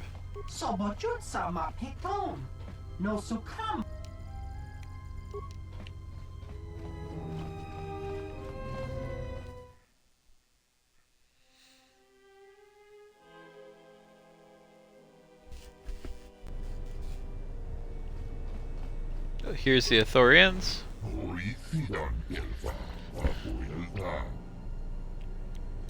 What is this place?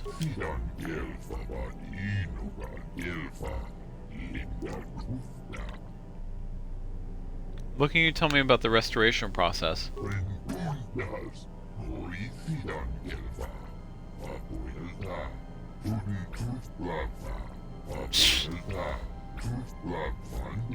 Yo, it's okay to speak ill of others if others are doing ill of you. Moses sent me to speak with Choro Habat.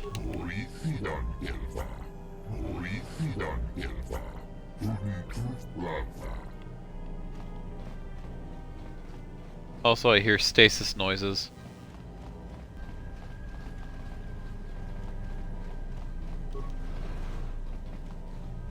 Got a protective field around one of the plants. What do you do here?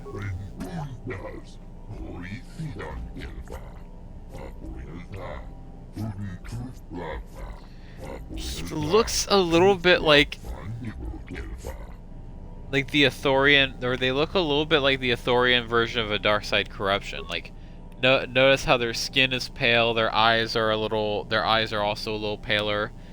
I don't know, it just looks interesting. I wonder if that was a design intended for some Ithorian Sith.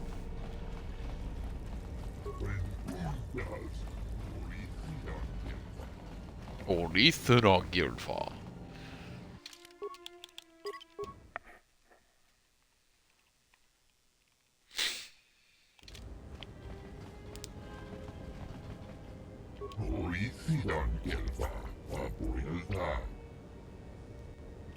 What will you do when your project is completed?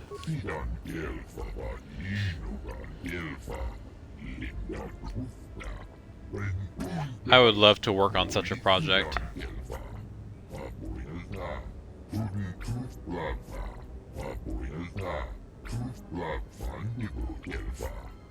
I would love to be able to contribute to something like that, even if I'm not a scientist or a biologist or any such thing. I would love to maybe do some of the work that we're gonna do, like try to help with the Ithorians deal with like anyone who's like trying to stop them, you know.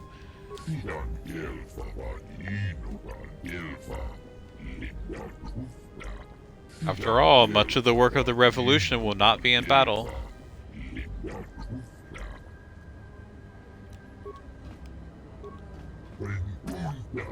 He's like, my back hurts. My back!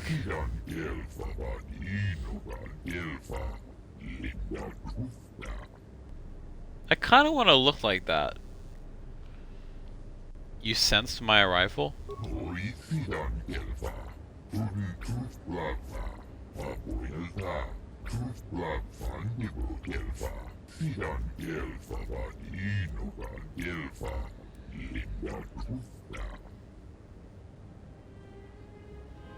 I'm not a Jedi.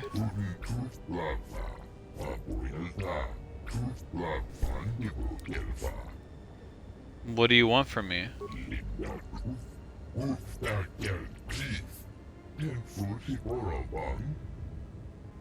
I'd like to hear your perspective on the matter.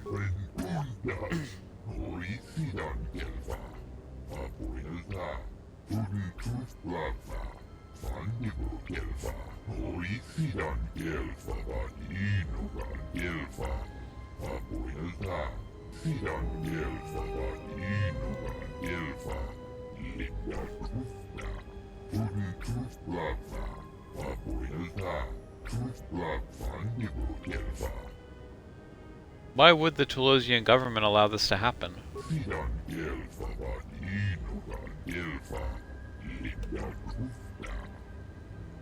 What do you intend to do?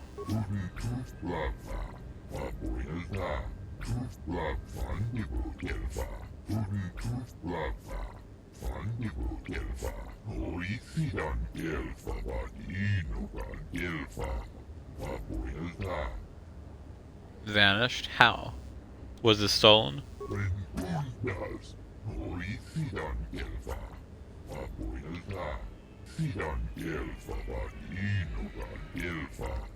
Ah. Here's what may make sure it gets here safely.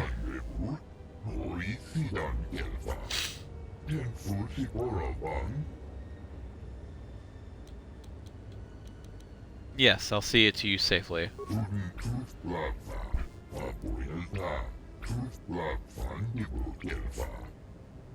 I'll return with the droid intelligence.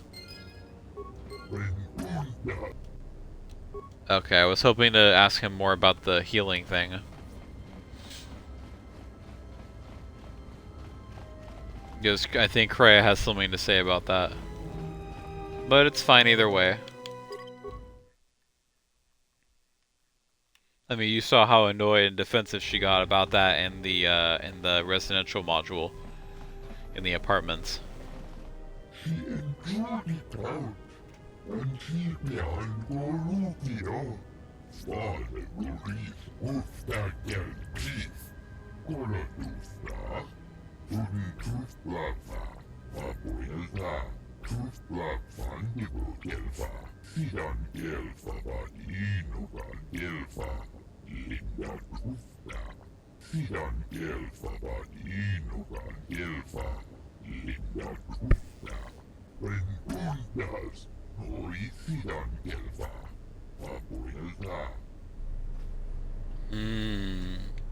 Healing as in force healing? Not like healing like, you know, like healing wounds or whatnot. A different sort of wound. It's like, he's not quite, Chodo Habat doesn't seem like he's a force user, otherwise he might be classified as a Jedi, for the purposes of the Sith, but I think he is, he maybe has enough of an affinity for it that he can do what he's saying that he can do. Like, he can heal the wound in the force that is me, or that, like, my disconnection from the force. Obviously we have our connection to it again and we're growing stronger as we do more and more things, but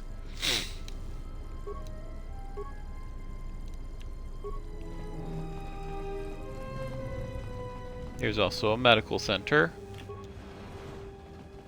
An Onderon diplomat. Hello there, and greetings from Isis and Onderon. Who are you? I'm a diplomat from Queen Talia on Onderon. My stay was supposed to have been shorter, but the contract disputes over the restoration project have prolonged it. Why are you here? The Ithorians negotiated the export of flora and fauna from Onderon, but with their disagreements with Zerka, the status of our arrangement is in the air.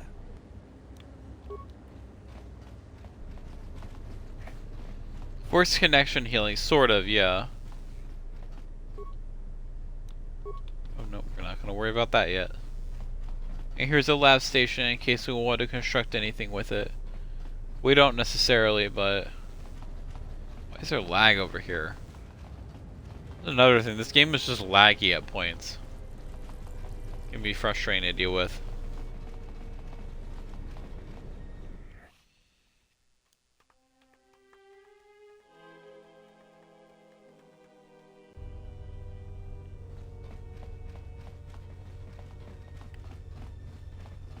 Like I said, just inexplicable lag. Maybe just because there's a lot going on over here. This game is very buggy, much more unstable than the first one. And I don't blame them for that necessarily. Like I said, that's part of the thing is when with a lot of Obsidian, or I guess maybe it only happened twice, but like, either way, see the first time, or not the first time, but when Obsidian took Fallout or New Vegas from Fallout 3, or they did New Vegas with a lot of the same assets and whatnot as Fallout 3, there were a lot of issues there because Fallout 3 itself was a heavily buggy game. But in this case, KoTOR 2 seems more unstable than KoTOR 1, even though they had something that already existed to work with. And I think part of that is just that this game is unfinished. And this, we're not even playing with the restore content mod because the Xbox version doesn't come with it. The Switch one does, but we don't have that version. Or maybe we could do it on the Switch, but I have no idea how to do that. But either way, so there's going to be bugs, there's going to be an occasional crash here and there. Hopefully we'll be able to keep it to a minimum. There's one area on Nar Shaddaa that almost always crashes, so we'll have to either prepare for that or avoid that, but either way we'll be able to traverse the area. It's just difficult to deal with sometimes. These little nooks over here. Interesting. It's not an area we can access as far as I know, but we got a merchant. We're not selling anything though. At least not more than we have to. Oh, we got Pizzak cards.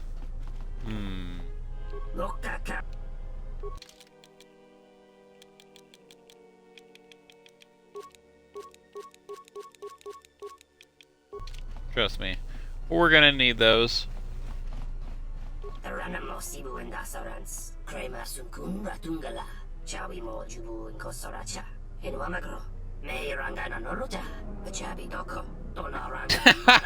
He's like, yes, you have principles, that's the problem. So funny. Oh yes, this type of armor. We're not really gonna use it for our character, but this is force armor, essentially. That's just what I've been calling it, but it's armor that does not restrict the use of force powers. So we could use force powers like force speed, or like, you know, night speed, master speed, battle meditation, all of that. Things that are restricted to no armor, or like they're restricted in that you can't have armor while you're using them. This one is armor that's designed with the force in mind. So it all seems to have like the same general style, but either way. Oh, we've got lots of cool things here. Lots of little interesting, little juicy things. But these things aren't going anywhere anytime soon. Yeah. What are we doing here? So yes, this is the thing with repair. Our net repair is at 14 right now. It'll get higher as we progress. Oh right, we don't have any items. We need to get our stuff back from the TSF office. And I need to drink some water real quick because I have a slight headache.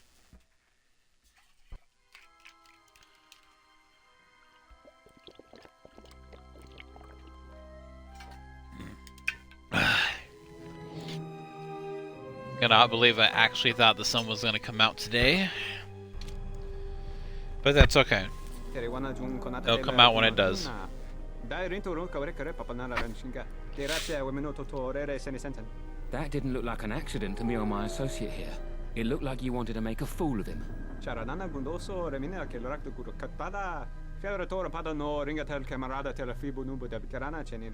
Not even an apology. That won't do at all. What's going on here? This Sulluston here had a few things to say about us that we didn't take to so well. We're just trying to work out our differences. I like to hear his side of the story. This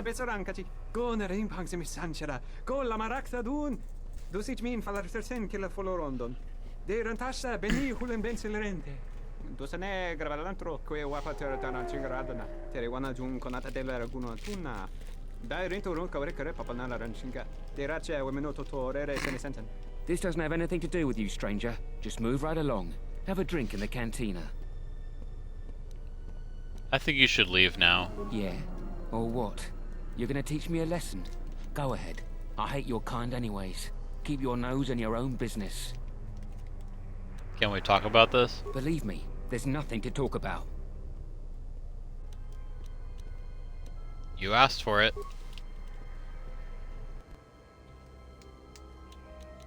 Let's see, what can we use? Might be able to use stun.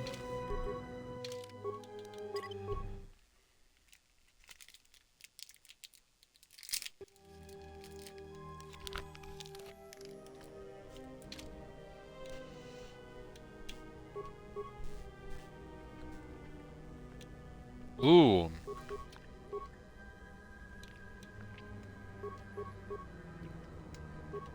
Yes.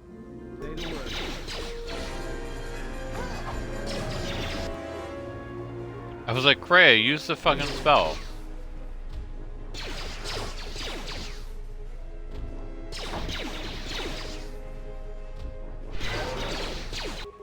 Kreia, you... What is it?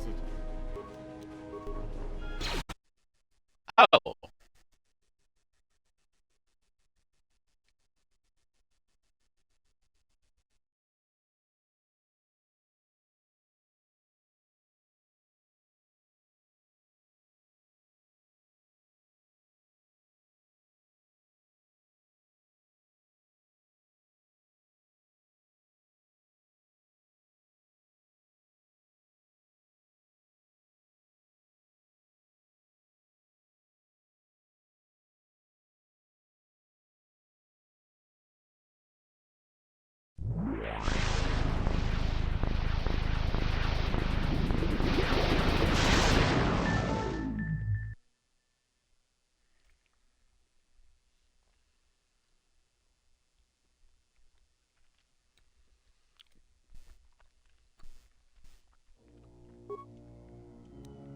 I don't really know what to say. Like, we barely entered combat. That should not have happened. Yes. So let's try this again.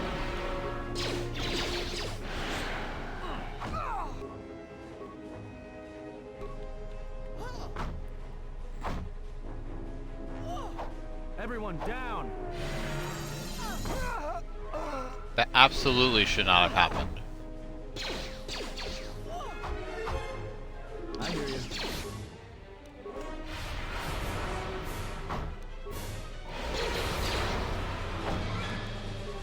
Stop saving against my force powers, jackass.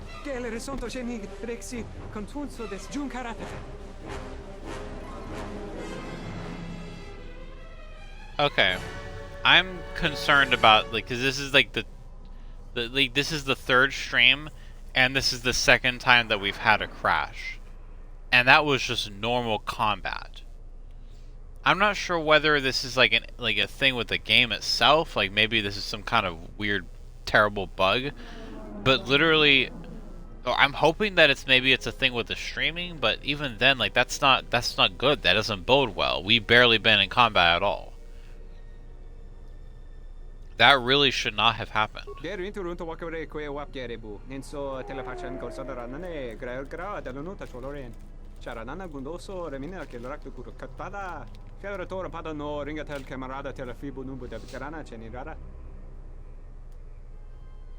should leave in case their friends come looking for them.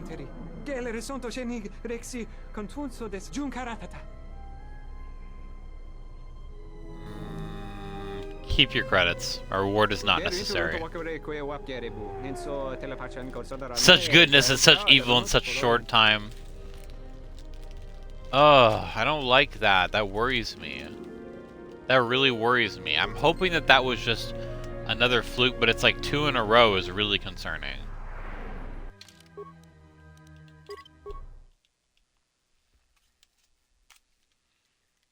Like, that's not... I'm not gonna put up with that every stream. Like that was also very loud. That was very disruptive. No, maybe I'll have to do some research. All right, we're gonna get our stuff back, and then we're gonna go to the cantina.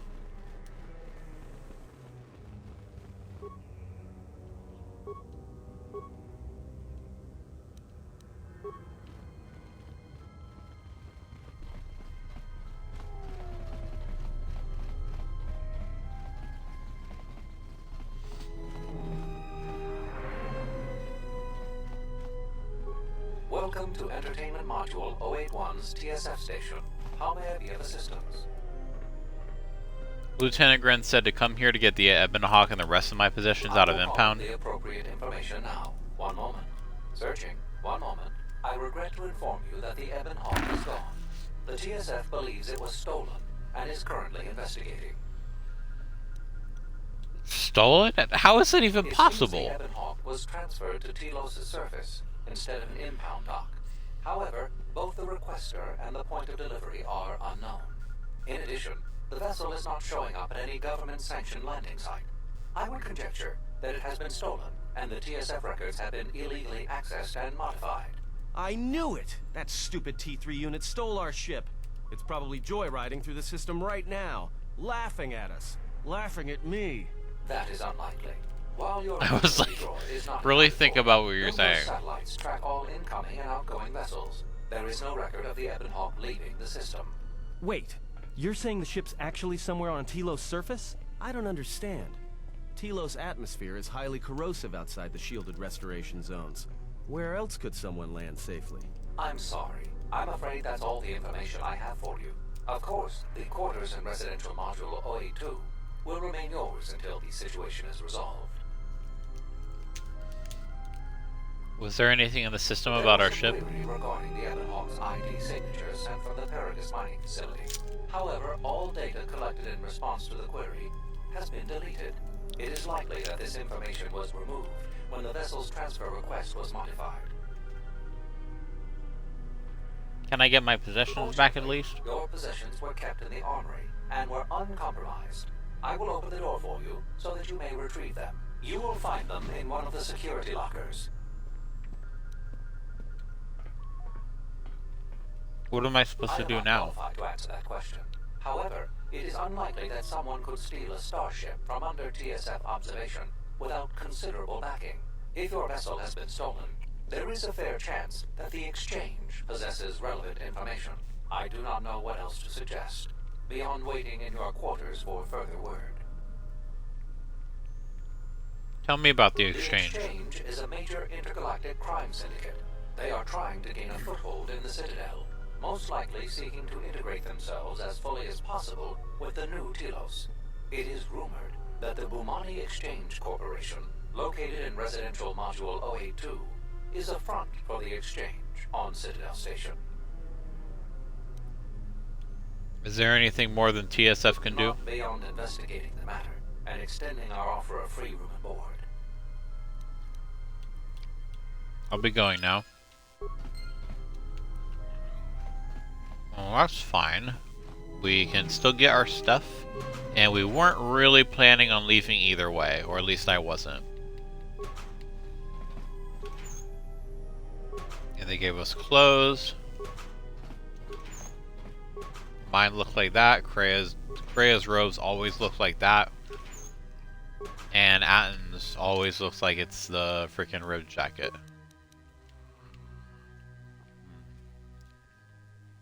These are pretty protective, and they have no max dexterity bonus, so your dexterity can be as high as the heavens.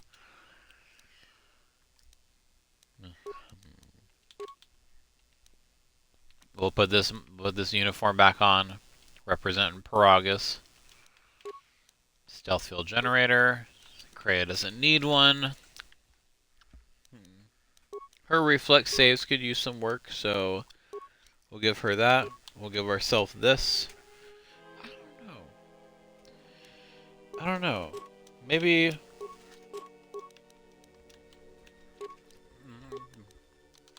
that way we can... her fortitude saves will be even stronger.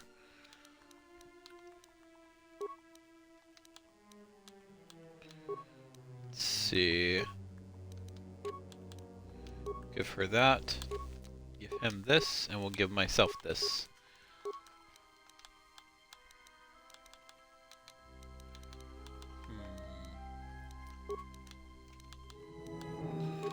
Give her this.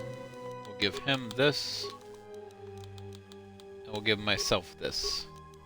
Well, the targeting visor does look pretty cool. This helps a lot of my skills. He could wield these. They just give him little points of power. Give myself these, and she can have this. Oh, also.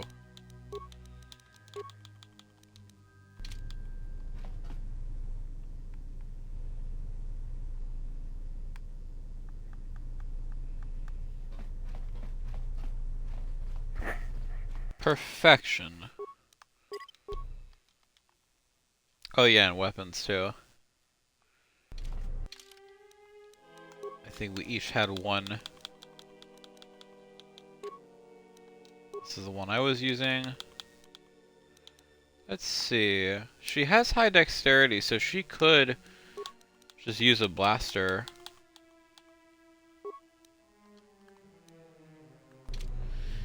I'll make better ones for them.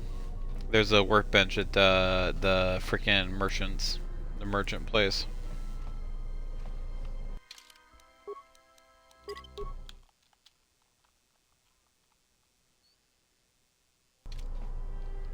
I really, really hope that crashing thing isn't going to be an issue.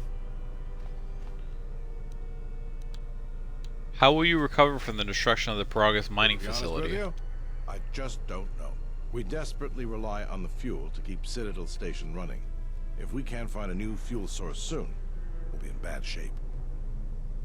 There's enough fuel in the reserves to keep Citadel Station from falling out of orbit, and for managing the restoration project, but not much more than that.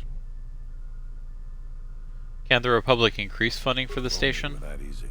The Republic's tight on credits right now, still recovering from the war. They're sparing all they can, but it's not enough. We relied almost completely on Paragus for our fuel. It's hard to make up for a planet's worth of fuel exports. Is there anything that can be done? We need to find a new fuel service, sign contracts, make agreements. A soldier like me is not good at that sort of thing. If I can help, I'd like to. You've got enough trouble, I think. And this is all your fault anyway. Still think I'm to blame? Doesn't matter what I think. But sure, if you find someone with a load of fuel in their hand they'd like to sell to us, let me know. I'll be waiting. It's kind of funny because literally whether we make the decision to destroy the fire on the asteroid so that they can be used against the Sith, which is a sensible decision and not necessarily a dark side one, because you don't necessarily know that that's going to destroy the planet and what impact destroying that planet would have on Citadel Station, because it's an empty planet. The only people alive were in the mining facility and they're all dead as far as you know.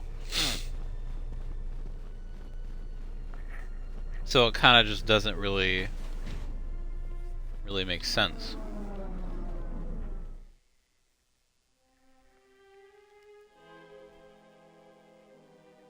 But either way, everybody treats you like you're the one responsible either way because you were there.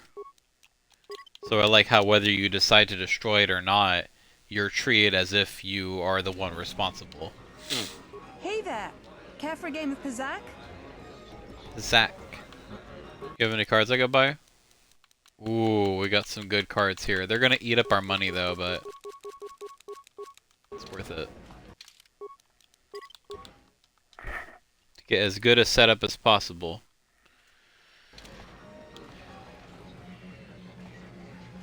We could also do swoop racing. Let's do that.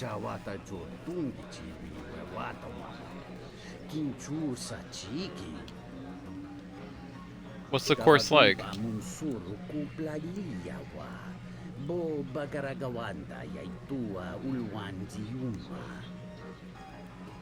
What are these new advancements?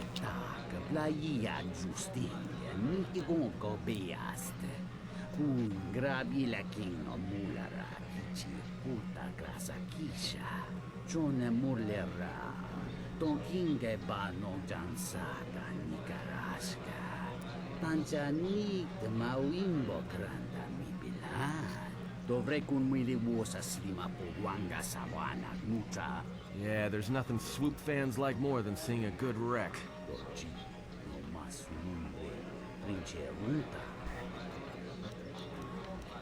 What are the track records? So we gotta get a better time than that.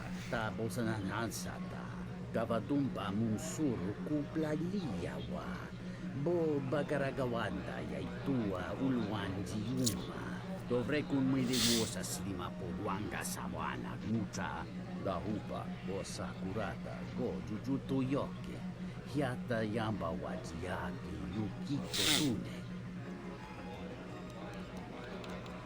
I want to race. Kumilimuosa slima podwanga sawana mucha. That's a little steep. There will be more than enough wagering to cover that. Bosa kurata go jujutu yoke hiata yamba wajiaki yukito tune. You'll get your money's worth. As I don't promise to win, but I do promise that you'll get whatever you pay for. At least, maybe more. Oh boy. My great nemesis. One of my great nemesis is...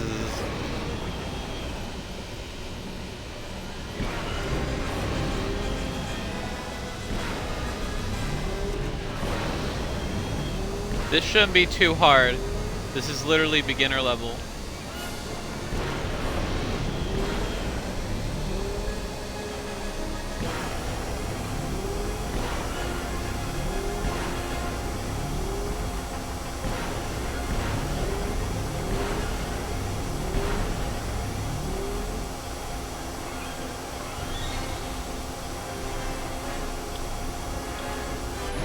Oh man. We had to get higher than 41.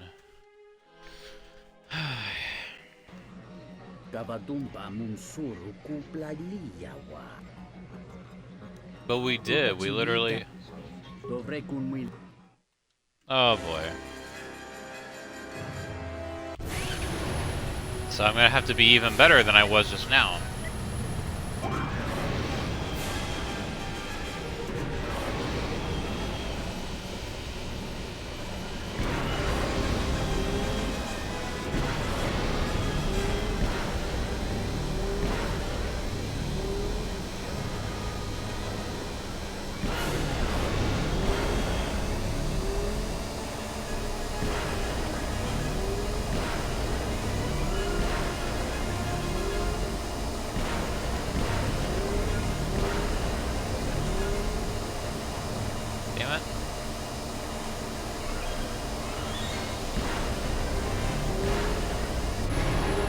Yes. Not bad. Gavadumba munsuru kuplaliyawa. Bo bagaragawanda yaitua. Good. We're just really good at that. Where are the track records? Of their own. Wait. What's my prize? Thanks. Yeah, we made some more credits. Alright, now we could try to play against Mebladool. Duel. Sounds like Thule, like the planet. Hey there! Care for a game of Pizzak? It's time to duel. Sure thing. Just for fun, or shall we lay some credit down? We'll play for If you credits. insist. Wait, I'm sorry. Was that the maximum wager? Don't matter. Alright. Alright. Hopefully that'll be good enough. Oh, we get like all like plus cards. Okay. Oh, I could have used one. I could have used one. And I just lost. I could have used one.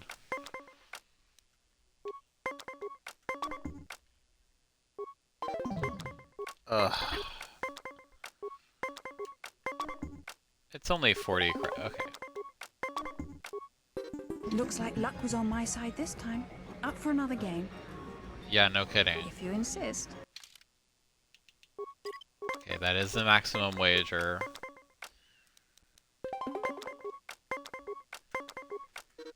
Literally, like...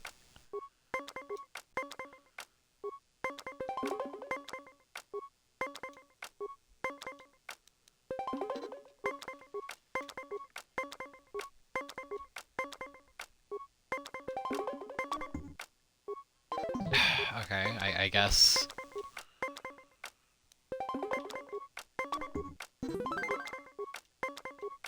Yeah, but I'm pretty vulnerable with almost no hand cards. And now I have no hand cards at all. So I guess just let the chips fall where they may. Looks like luck was on my side this time. Up for another game. If you insist. Whatever, it's not that much money anyways. It's not that much money anyways.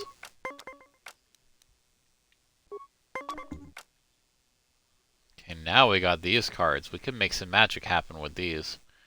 But do we want to? We'll save them for in a dire situation.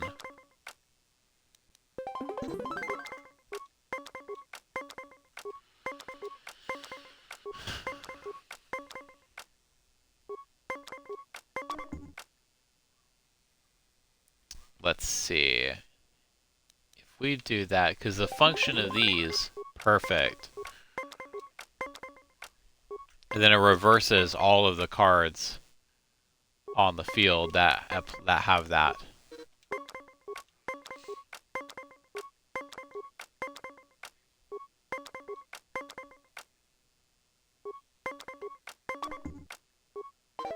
Okay, whatever.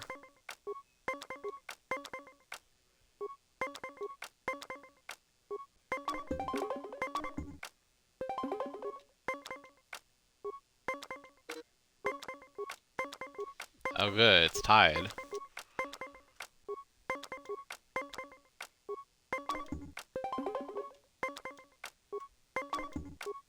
Not really much I can do in that situation. Up for another game. Hello Gooch SB, welcome to the you're near the end. Trying to win against her and she's just not budging. I've not won against her once. I could have used a +8, a +6 there, but I can use a +5 instead. And I can't get any more cards right now, which is just awesome.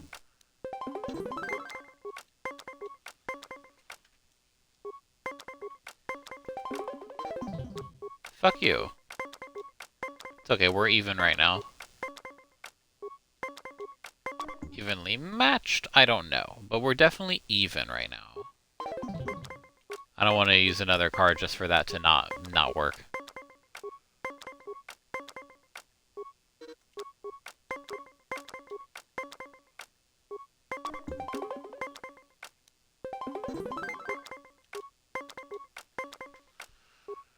Oh boy.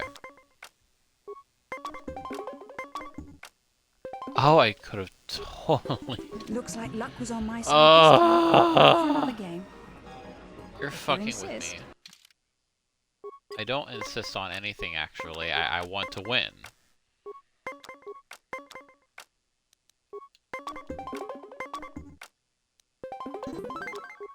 Oh, did you use a card and have it mean nothing? That must suck, huh?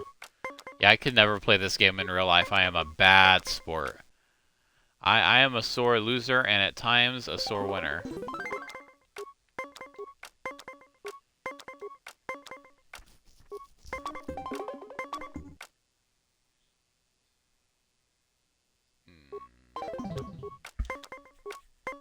Loser.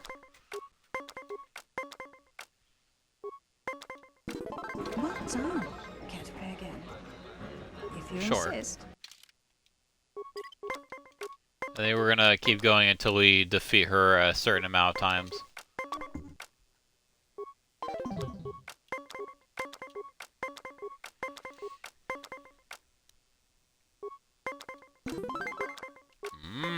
Didn't even have to use a hand card. Oh!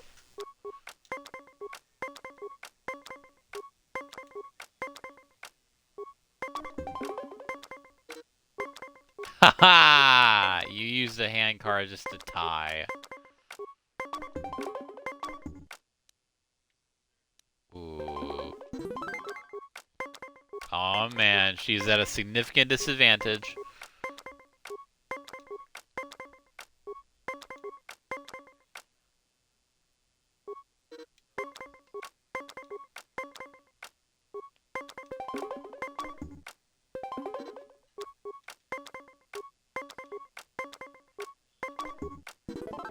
What's on? Care to play again? If you insist. I think maybe we have to beat her 3 times, so I'll just do that.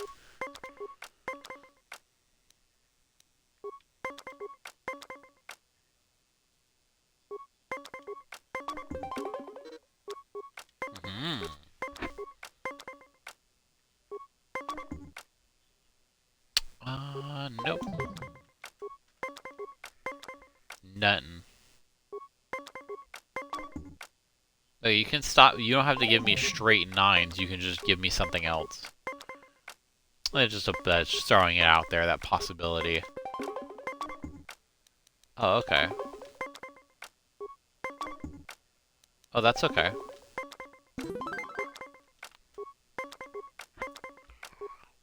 Well, I took 2 of my hand cards, but that's fine. You'll get yours. Don't worry. Do not worry, Mevladul.